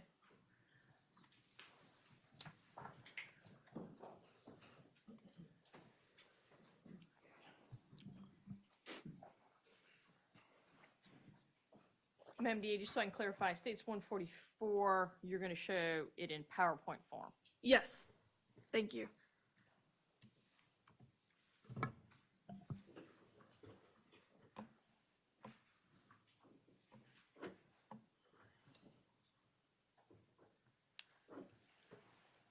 All right, Special Agent Putman, I've got States 144 up on the screen. Can you describe for the jury what we're seeing here on the first page? Yes, page 1 is just the cover page of the report. It shows that I produced this and that it is for the two phone numbers listed, 743-244-0344, a Verizon phone number. You may notice it's highlighted in red. Records throughout the report that are in red will correspond to this phone number.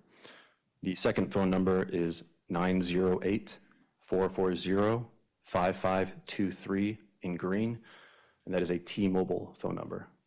Same thing with this one. Any records that are green will correspond to this phone number.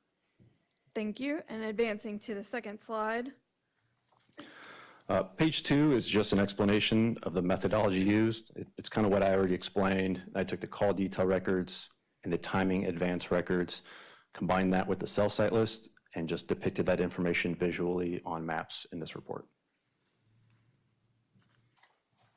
And how about page number 3? Page 3 on the left is a picture of a 3-sector tower. This is that big industrial looking structure version. If you haven't noticed them before, you'll probably see them on the side of the road all the time now. You may notice at the top there's a triangle shape. Those are just the 3 sets of antennas pointing in different directions. On the right is an overhead view of how that sectorization may be depicted. In this example, sector 1 is facing 0 degrees, which is north. Sector 2 is facing 120 degrees, and sector 3 is facing 240 degrees. And it kind of looks like that pizza example that I was explaining. They don't always orient the same way, but this is just one example. And so for example, in this case, if a phone was in that red shaded area, most often or more often than not, it would be using that sector 1 on the tower. Now, one thing I didn't explain is the size of the coverage area. How far out does it go? Really depends on the other cell sites in the provider's network. If you're somewhere like Manhattan with just a lot of people, a lot of phones, those cell sites are going to be closer together to handle that volume of phone users. If you go more rural, then those cell sites will be more spread out, and so be larger possible coverage areas for each cell site. And advancing to slide 4. Page 4 shows how a call detail record will be depicted in my report. On the left is a similar graphic to what we saw on that last page, that overhead view. This time there's a 120 degree wedge with that shaded semicircular area on it facing north. That's just indicating the direction that that sector is facing. On the right is how it will actually look in the report. It'll be overlaid on a map, kind of like you'd see with Google Maps. Now I want to point out that shaded semicircular area is just helping identify the direction that the sector is facing. It does not mean the phone is in that shaded area. It could be, but that's not what it indicates. At the base of that wedge is a red dot, and there's another red dot in the lower right-hand corner. Those are just cell sites in that provider's network. Remember, it's important to understand which cell sites were used, but also which ones were not used, which ones exist, because that gives us an idea of the size of the coverage areas.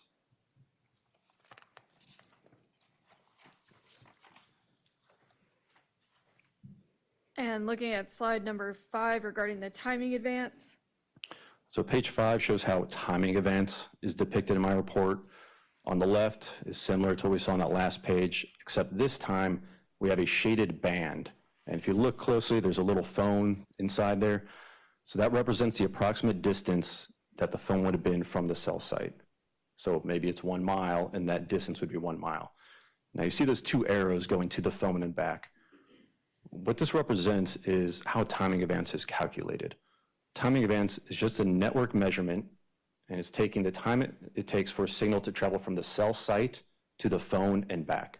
So time of travel is known. The speed is the speed of light, so that doesn't change. So with time and speed, you can calculate an approximate distance that that signal traveled, which equates to the approximate distance that the phone would have been from the cell site.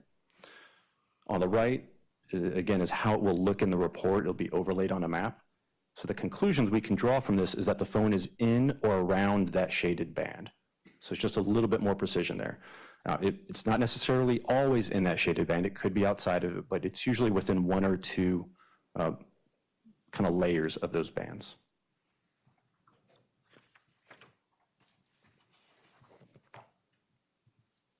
And slide number 6. Every time there's a record in the report, there will be corresponding details in an event box. And so at the top is, if there's a call detail record, it shows some of the details that will be associated with it. There'll be the cell site identifier, which phone number that record is attributed to, the date, time, the type of call, if it's incoming or outgoing, the duration of the call in seconds, and then the other phone number on that call. So for instance, right here, we see at 10:25 and 26 seconds PM, there's an incoming call. It's 25 seconds in duration, and it's from that 910 number. Also, if multiple sectors are used on a cell site in a given page, then I'll make clear which sector each record corresponds to. So for example, that first one says 180 degrees. There would be a south-facing sector that record would be for. Below that shows how timing advance records, the details that you get with it. Some of the same information with cell site identifier, the mapped phone number, date, time, but now we also have a distance measurement. And again, that's the approximate distance from the cell site to the phone.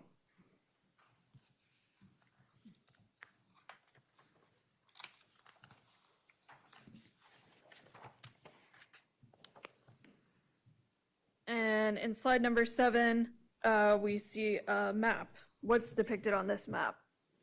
Page 7 is just a location overview. These are location markers that were provided to me by the investigators. So these are relevant locations that I was asked to map the records in relation to. These aren't locations that I determined based on any independent investigation. In the upper left-hand corner, you can see a legend. Most of these are in and around the Mebane area. We'll see on the next couple pages a more zoomed-in view of that. But the locations include a green marker with initials IR for the Issiah Ross residence. There's a red marker with initials DC for the Devin Clark residence. A purple marker with initials LW for the Lyric Woods residence. A yellow marker with initials CS for the crime scene. A blue marker with initials PT for the Petro Travel Center. And then finally, a bus stop, the orange marker with initials BS, that is the bus stop in Raleigh. And what are we looking at in slide number 8? Page 8 shows a zoomed-in view of the location markers that are in and around the Mebane area. same location markers, but now we see a bunch of red dots on the map. And all those red dots represent our cell sites in Verizon's network. And what about on page 9? Page 9 is very similar to page 8.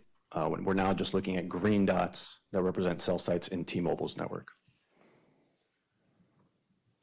And page 10? Page 10 is the first page where we're looking at records being depicted on the map for one of the phones. And we can see at the top, it's for the number ending in 0344, the Verizon number. The records occurred on September 17, 2022, between 1:12 a.m. and 1:21 a.m. And the conclusion we can draw from this is that the phone is consistent with being in the area of the Devin Clark residence. If you look at the upper right-hand corner, the event box there's numerous records between 1:12 and 1:21 a.m. using that cell site, and those timing advance bands intersect or overlap with right around where the Devin Clark residence is. Also below that is another cell site showing that at 1:15 a.m. there's another timing advance record, and that intersects in the area consistent with the Devin Clark residence. Now, when you have intersecting timing advance bands from different cell sites that are occurring right around the same time, you look at where both of those timing advance bands are, because that's where the phone is. And so now we're using lateration methods to locate the phone. So you look at the intersection point, and those intersect right in an area near the Devin Clark residence. Before we leave this slide, the record at the bottom of the page is using a different cell site than the top of the page. Why would that be? Yeah, so with calls, your phone's choosing the cell site with the best signal. That's not necessarily the case with timing events. Timing events just has to be from a cell site that is strong enough to sustain that measurement. It's not necessarily from the cell site with the best signal. So oftentimes with timing events records, we'll see multiple cell sites logging those records. And what are we looking at on page number 11? Page 11 is a similar time frame, but it's for the phone ending in 5523, the T-Mobile phone. It's from 1:12 a.m. until 1:24 a.m. If you first begin at the bottom left-hand corner, there are 4 records at 1:12 and 1:13 a.m. And the timing advance band overlaps with the Issiah Ross residence. Now, based solely on those records, we can determine that the phone is in or around that timing advance band. However, we also have another record just above it at 1:14 a.m. from a different cell site. And you can look and see where that timing advance band overlaps. And so there's a little bit of time between the record at 1:13 and 44 seconds a.m. and 1:14 and 22 seconds a.m. A little bit of time for the phone to travel, but we'd still look closer to where those timing advance bands intersect because the phone can only travel so far in 40 seconds. After that, on the right-hand side at 1:19 a.m., we can now definitively say that the phone has traveled. It's moved east into the Mebane area. And then at the top, at 1:23 and 1:24 a.m., we have records that would be consistent with the Devin Clark residence. Now, one thing I can't tell you is the exact location of the phone in terms of a street address or a street corner, but just the general area that the phone could have been in, and if that includes any relevant locations. So again, at 1:23 and 1:24, we know that the phone is in or around those timing advance bands, but those bands overlap with the Devin Clark residence, so that is a location that the phone could have been.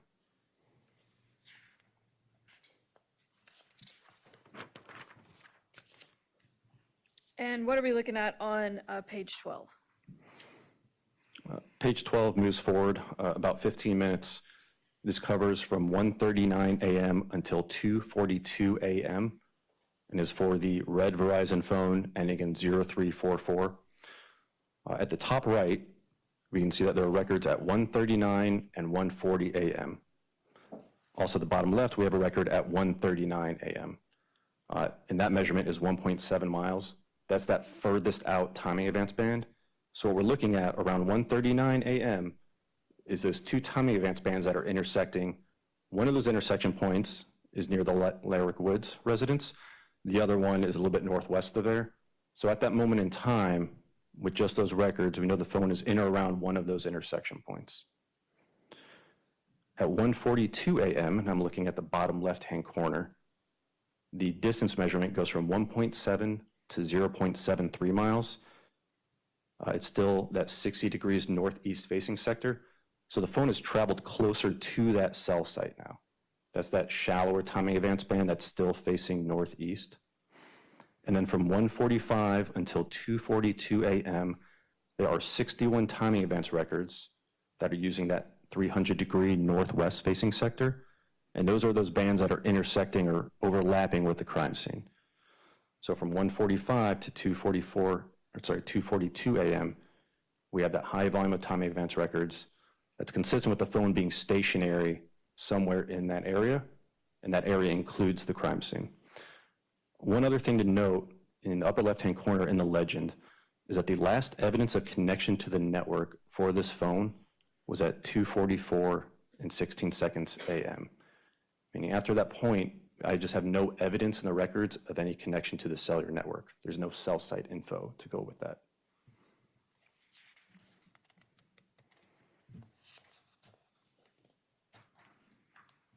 And taking a look at slide 13. Page 13 begins at around the same time, but it ends a little bit sooner than that last one. Page 12 went until 2:42 a.m. Page 13 is 1:39 until 2:14 a.m., and it's for the T-Mobile phone, ending in 5523. Beginning at the top, there's a record at 1:40 a.m., and also on the lower left, we see 5 records between 1:39 and 1:41 a.m., and they all have distance measurements of 1.6 or 1.65 and 1.7 miles. So that record at the top and those 5 in the lower left-hand corner, those are those records that are intersecting at a point a little bit south of the Woods residence there. So at that time, at 1:39, which is consistent with what we saw on the last page, is that we'd expect the phone to be near the Woods residence. At 1:42 a.m. and 59 seconds, there's a distance measurement of 0.53 miles, still from that northeast facing sector or more east facing sector. That's showing the phone travel closer to the base of that cell site. And at 1:45 until 2:14 a.m., there are 13 timing advance records. And those are records that are consistent with the area in or around the crime scene. We also have 3 calls during that time at 1:49.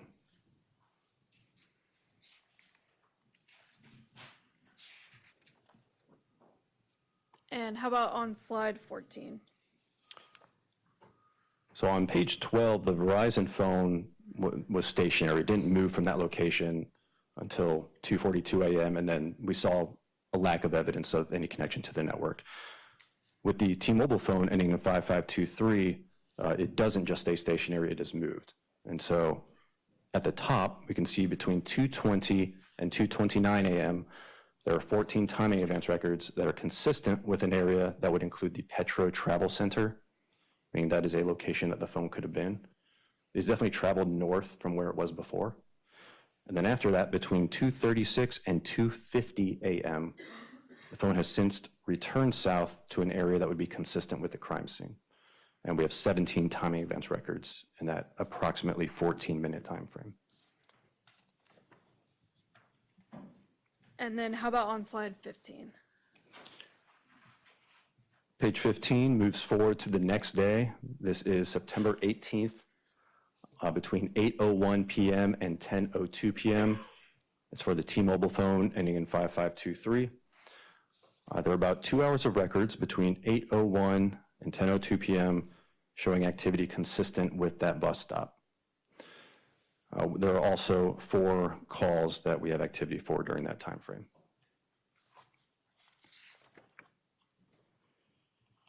And how about slide 16?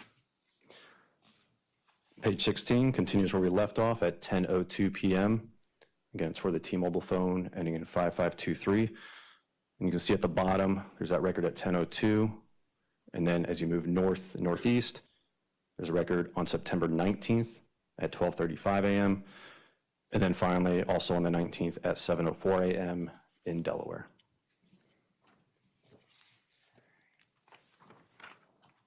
And is that the end of your report? Yes. I just want to go back to what you were discussing on page 12 regarding the last connection for the phone number ending 0344. If a phone is on, would it still show data? So the reason that there may be no evidence of connection with the network, really it's because the Verizon doesn't see the phone anymore. Now, it could be because the phone was turned off, it ran out of battery, it was put on airplane mode, it was destroyed, it was put in a thick metal box and the Verizon network just can't see it, or maybe just went somewhere very rural where Verizon couldn't see the phone. Either way, Verizon doesn't see the phone anymore. It doesn't exist to Verizon anymore.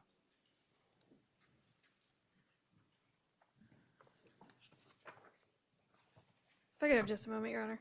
Yes, ma'am.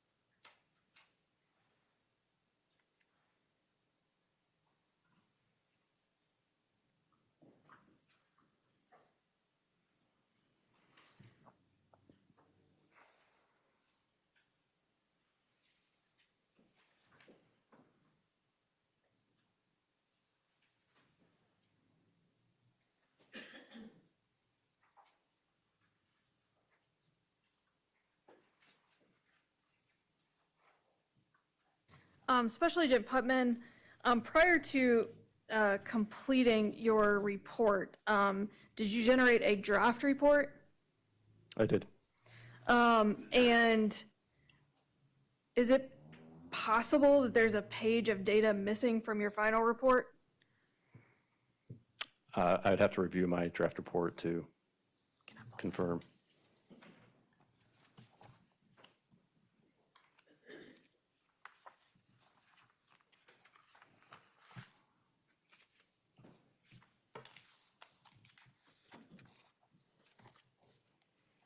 May I approach, Your Honor?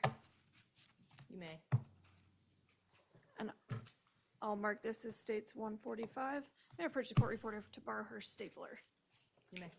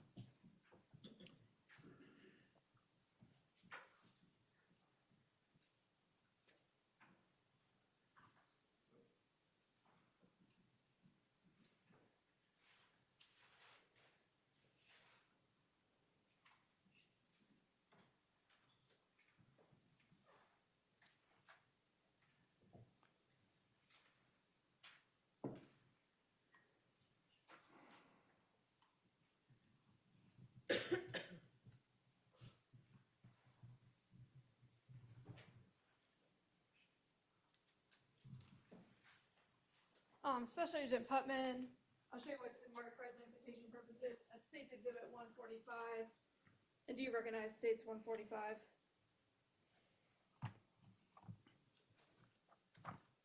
It appears to be a draft report I produced in this case. And I was looking at specifically page 20 in your draft report. If you would take a look at that.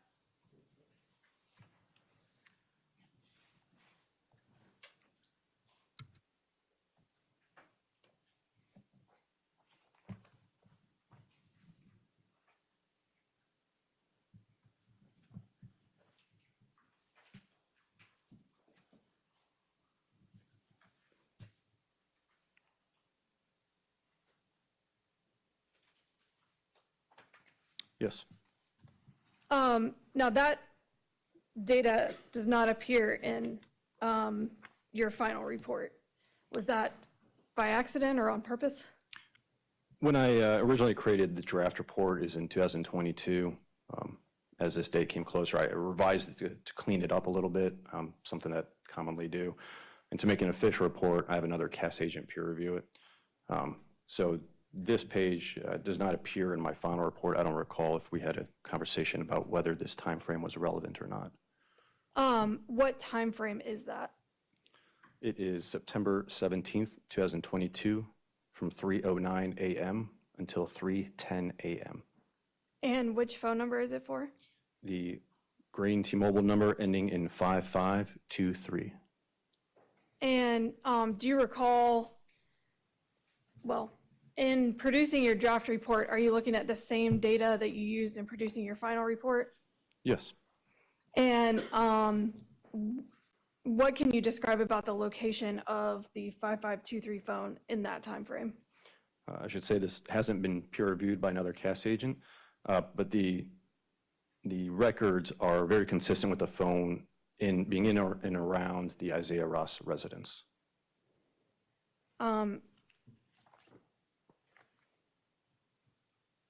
Thank you.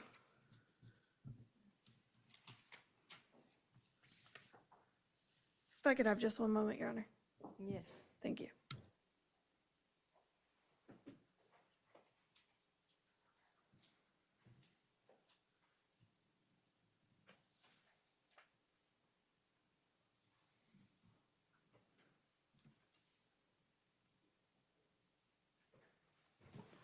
Those are all the questions I have for Special Agent Putman. Thank you.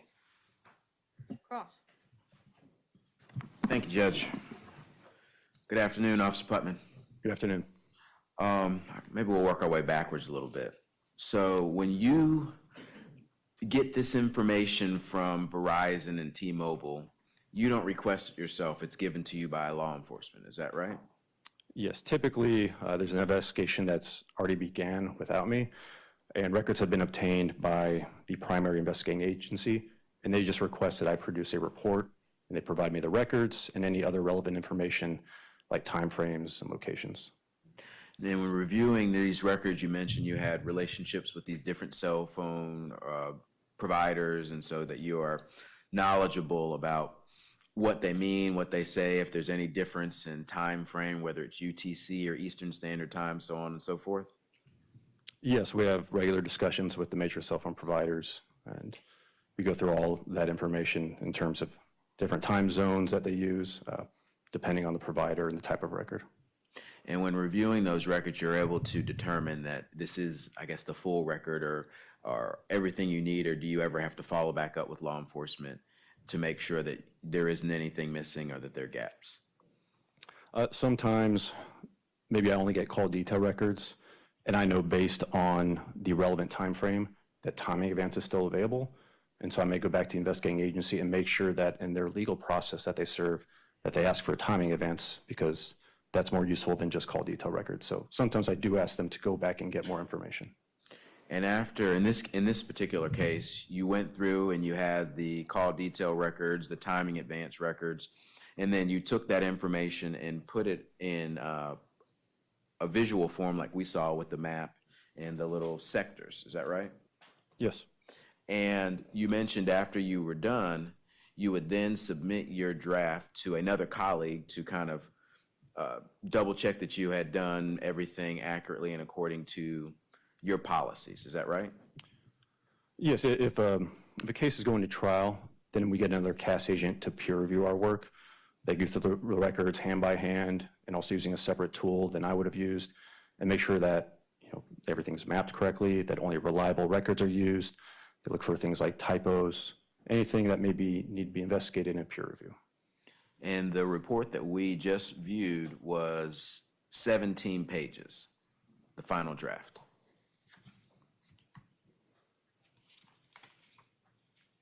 Yes, the final peer-reviewed report was 17 pages. But the draft that was just discussed that had these other calculations on it was 23 pages. Yes. Was that you that reduce the report from 23 to 17, or was this the individual who helped peer review or look at it afterwards? Some of that was just making it easier to understand. When I first do a report, sometimes I'm moving quick on it just because volume of work. And I'm trying to get something out there so the investigators can understand what they're working with. And if it goes to trial, I sometimes will go in and refine it a little bit, because my goal is to make the information as clear and as possible as to what the phones are doing. And if I can do that in less pages, then I'll opt to do that.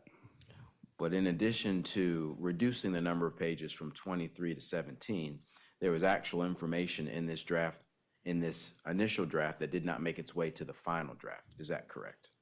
Yes, there's a time frame after both the phones were in and around the area of the crime scene that just was not included in the final report. I don't recall if I had discussion with investigators or prosecution about whether that was still relevant or not. Sometimes that conversation takes place, and I don't need to get everything peer reviewed, because if I can have less burden on the peer reviewer, then I'll do that. And so to be clear, at least on that page that we're referring to, that page of the 3:09 to 3:10 a.m. was not peer reviewed, and that's why it didn't make its way into the final draft. Correct. Now, you were talking about the signals and the cell towers and how they all, how you use that information to create this draft. So in order for a phone to make its way onto this draft, it first must send a signal. Is that correct? Kind of, it depends on the records. There has to be a connection between the phone and the cellular provider, and the provider has to retain those records and then have it available to law enforcement. If the phone's turned off, then there will just be no cell site information because the network won't see the phone. But if the phone is turned off, it can't send a signal. Is that correct? Right. Essentially, the antenna is off then, and so the network can't see the antenna on the phone. And when the phone's on airplane mode, it can't send a signal, right? Correct. All right. But the phone itself doesn't need to be actively doing something. I don't need to call someone to send a signal to any of these cell towers. Is that right? For a voice call detail record, there needs to be an incoming or outgoing call. For timing events, it can happen because of calls, text, data activity, or just network measurements. So really the way of saying timing events, why records would be there, is just being on and connected to the network. If the phone's on and connected to the network, we should have timing events records. And so when you say that there is activity, somebody could be getting a message on Facebook or something. They may not actively be doing anything, but their cell phone is kind of receiving information, and that is what helps connect it to those towers. Is that right? Right. For timing events records, your phone could be sitting at home all day and you're not near it, and there should still be timing events records if it's on and connected to the network. You don't have to be doing anything on the phone. And in the event that you don't actually have a cell record, an incoming, outgoing phone call, or maybe a text message, you may not know how the phone was being used, but you do know that it was sending signal in that location. Is that right? Kind of, yeah. If there's outgoing calls, then someone's definitely doing something on the phone. If there's incoming calls that appear to have been answered, then it looks like someone answered the phone. But if it's incoming and just goes to voicemail, then again, no one had to be doing anything with the phone for it to go to voicemail. Also with data session records, data sessions happen because of internet and application usage. You can look at the bytes that are being transmitted between the phone and the network to try to determine if anyone's doing anything on the phone. But that's getting in the weeds a little bit. I think to really answer your question is it depends on the records and what evidence is there. You can kind of determine if someone's doing anything on the phone or if there's no evidence that they're doing anything on the phone. And this information doesn't necessarily show who was using the phone or who had the phone, just that the phone itself was in that location. Is that correct? Right. The records don't explicitly say John Doe placed a call at 5 p.m. There's no name in there. You can look at things like subscriber information or pattern of life to build evidence of who has the phone, but it doesn't explicitly say who's using it at any given time. And you were talking about the number ending in 0344, and that the last signal that was received from that phone was at 2:42 a.m.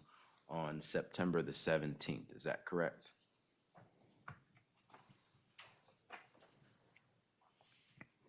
So the last evidence that it was connected to the network was at 2:44 and 16 seconds. I believe the last cell site record that there's a time advance record at 2:42 and 37 seconds a.m. But after that 2:44 and 16 second mark, there's no evidence in the records that it's connected to the network. And that could indicate multiple things. Either the phone was turned off or it was just put in a position where it was no longer sending or receiving signal from cell towers. Is that right? Right. If it was somewhere very rural, it's possible that'd be out of connection with the network. I think that's probably more unlikely, just given where it is at 2:42 a.m. and its proximity to the nearest cell site. However, it could have been dropped into a metal box, it destroyed, turned off, ran out of battery, put on airplane mode. Any of those reasons could be why it lost connection with the network. But according to your mapping, the last location or sector would have been in or around, however you describe it as CS, or which is the crime scene. Is that right? Yes. Okay. And that would have been on, according to this map, Buckhorn Road. Is that right? Or in that vicinity? Yes. And this information, this data doesn't, you say, give us an exact address or pinpoint, like we could just drop a dime and say it's here, but it says it's kind of in this area, right? That's right. The general area, the size of which depends on the type of record we have, if it's timing events, how close to the cell site, is it intersecting with multiple cell sites? All that affects it, but yes, I can't tell you the exact location in terms of a latitude, longitude, and within 10 meters or anything to that level of precision.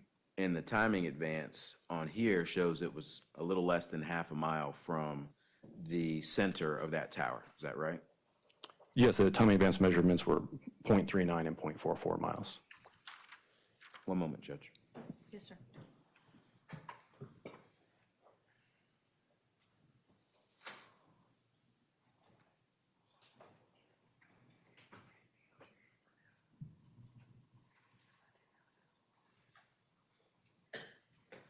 No further questions from this witness, Judge. All right, redirect. No, Your Honor, thank you.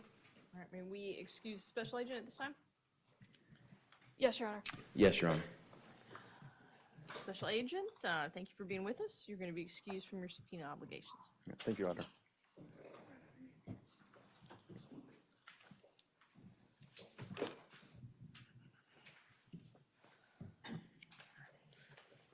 All right, ladies and gentlemen, we're right there at 5 o'clock. So I'm going to release you back out into the world. Please remember all of my instructions. You guys can talk to each other about anything you want, except this case. Remember, as you go home, just as you've been under that special jury bubble that continues tonight, you can't talk to your friends, your family, that neighbor down the street, anybody about this case, except to let them know you're still on this jury. 3, no encyclopedias, all right? And no other independent investigation of any type about anything dealing with this trial. And lastly, remember again, keep your minds open. You haven't heard all of the evidence. You haven't heard the arguments of counsel, and you do not know the law that you're going to need to apply to this case, all right? So with that, everybody else, please remain seated. You all leave your notebooks in your chairs. I'll see you tomorrow morning, 9:30.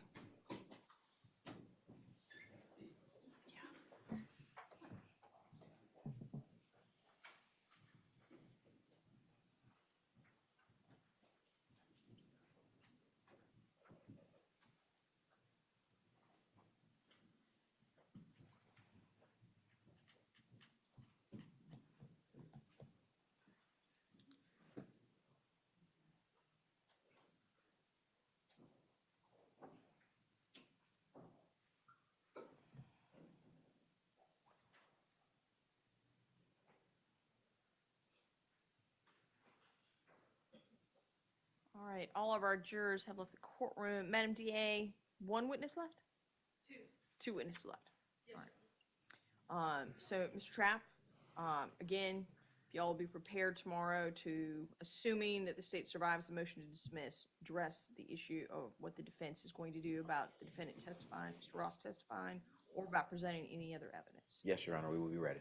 And just so I can check, Mr. Trapp, you didn't submit a witness list, but I know when we started this trial, you indicated that the only person on your list is the defendant.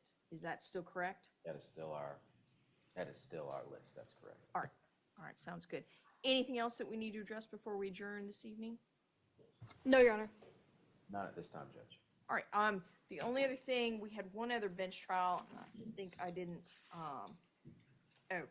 I called everybody up to the bench. Mr. Trapp, was asking the sergeant about whether his client had made any statements. I brought everybody forward because we're getting close to that line. The state is never allowed to talk about whether the defendant invoked his right to counsel or his right not to make a statement. I had counsel come up so that we could talk about whether those questions Mr. Tripp was asking would open the door for those sort of questions, and I generally do not like that. Mr. Trapp indicated that was not his intent, to open the door to that sort of questioning. And so I think you just adjusted your questions a little bit to avoid that possibility. That's correct, Judge. I actually just went to a whole new line of questioning. Yes, because that is a dangerous place to go. So I think that encapsulates what we did at the bench. Yes, Your Honor.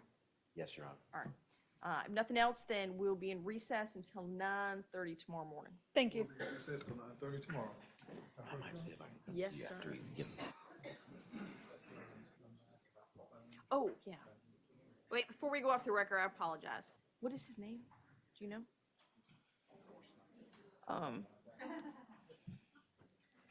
Sorry, everybody else can leave if you'd like to. We're still in session. It has nothing to do with the defense or with the state. I had a spectator who had their phone out and took a picture during court that I just need to address before we adjourn.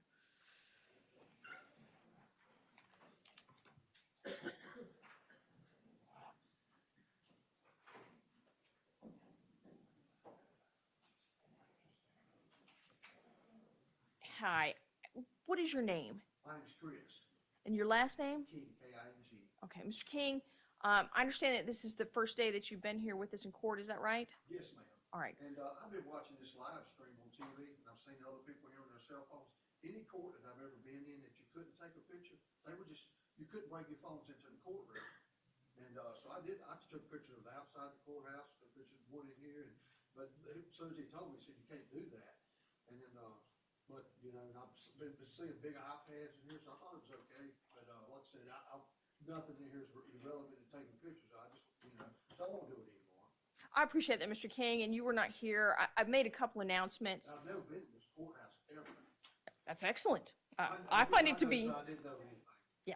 So, Mr. King, I'd made a couple of announcements that we do have some press who are in here with their iPads and things, keeping track of what's going on. They have a separate area where all of the live streaming is done. As you can see, you can't visually see any of the cameras here in the courtroom. And that's for the sole purpose of making sure that nobody gets distracted from the most important thing, which is the testimony, and lets the jury focus on that testimony. Makes a lot of sense. Yes, And, it's okay, Mr. King. So because this is the first time and you were not here present when I made that announcement, I'm going to go ahead and give your phone back to you. Seems like you understand that while you're here in the courtroom, just as the same rule that applies to everybody, including members of the press, nobody's allowed to take pictures inside the courtroom itself. Okay, makes sense. I'll know from now on. Thank you so much. And like I said, I work every day. I'm a contractor, so every day, you know, it's close friends in here, but every day I can't be here. I'm trying to live stream it. And, but I noticed today some things it's not live stream that you would normally, you know, what you see in here. So, I mean, you know, I'll try to make it every day. I'll just leave my phone outside. And Mr. King, I am glad you're here. One of the things that I don't think people realize is that our courts are always open to everybody to come in, to watch what we do, to hear what happens. We don't often have live streaming, but I consider that the same thing. You know, Yes, ma'am. citizens are allowed to be here. So, Mr. King, thank you for being here, and I appreciate you understanding the rules. Thank you for explaining. Yes, sir. Thank you. Y'all have a wonderful day. All right, with that, we'll be adjourned until tomorrow morning.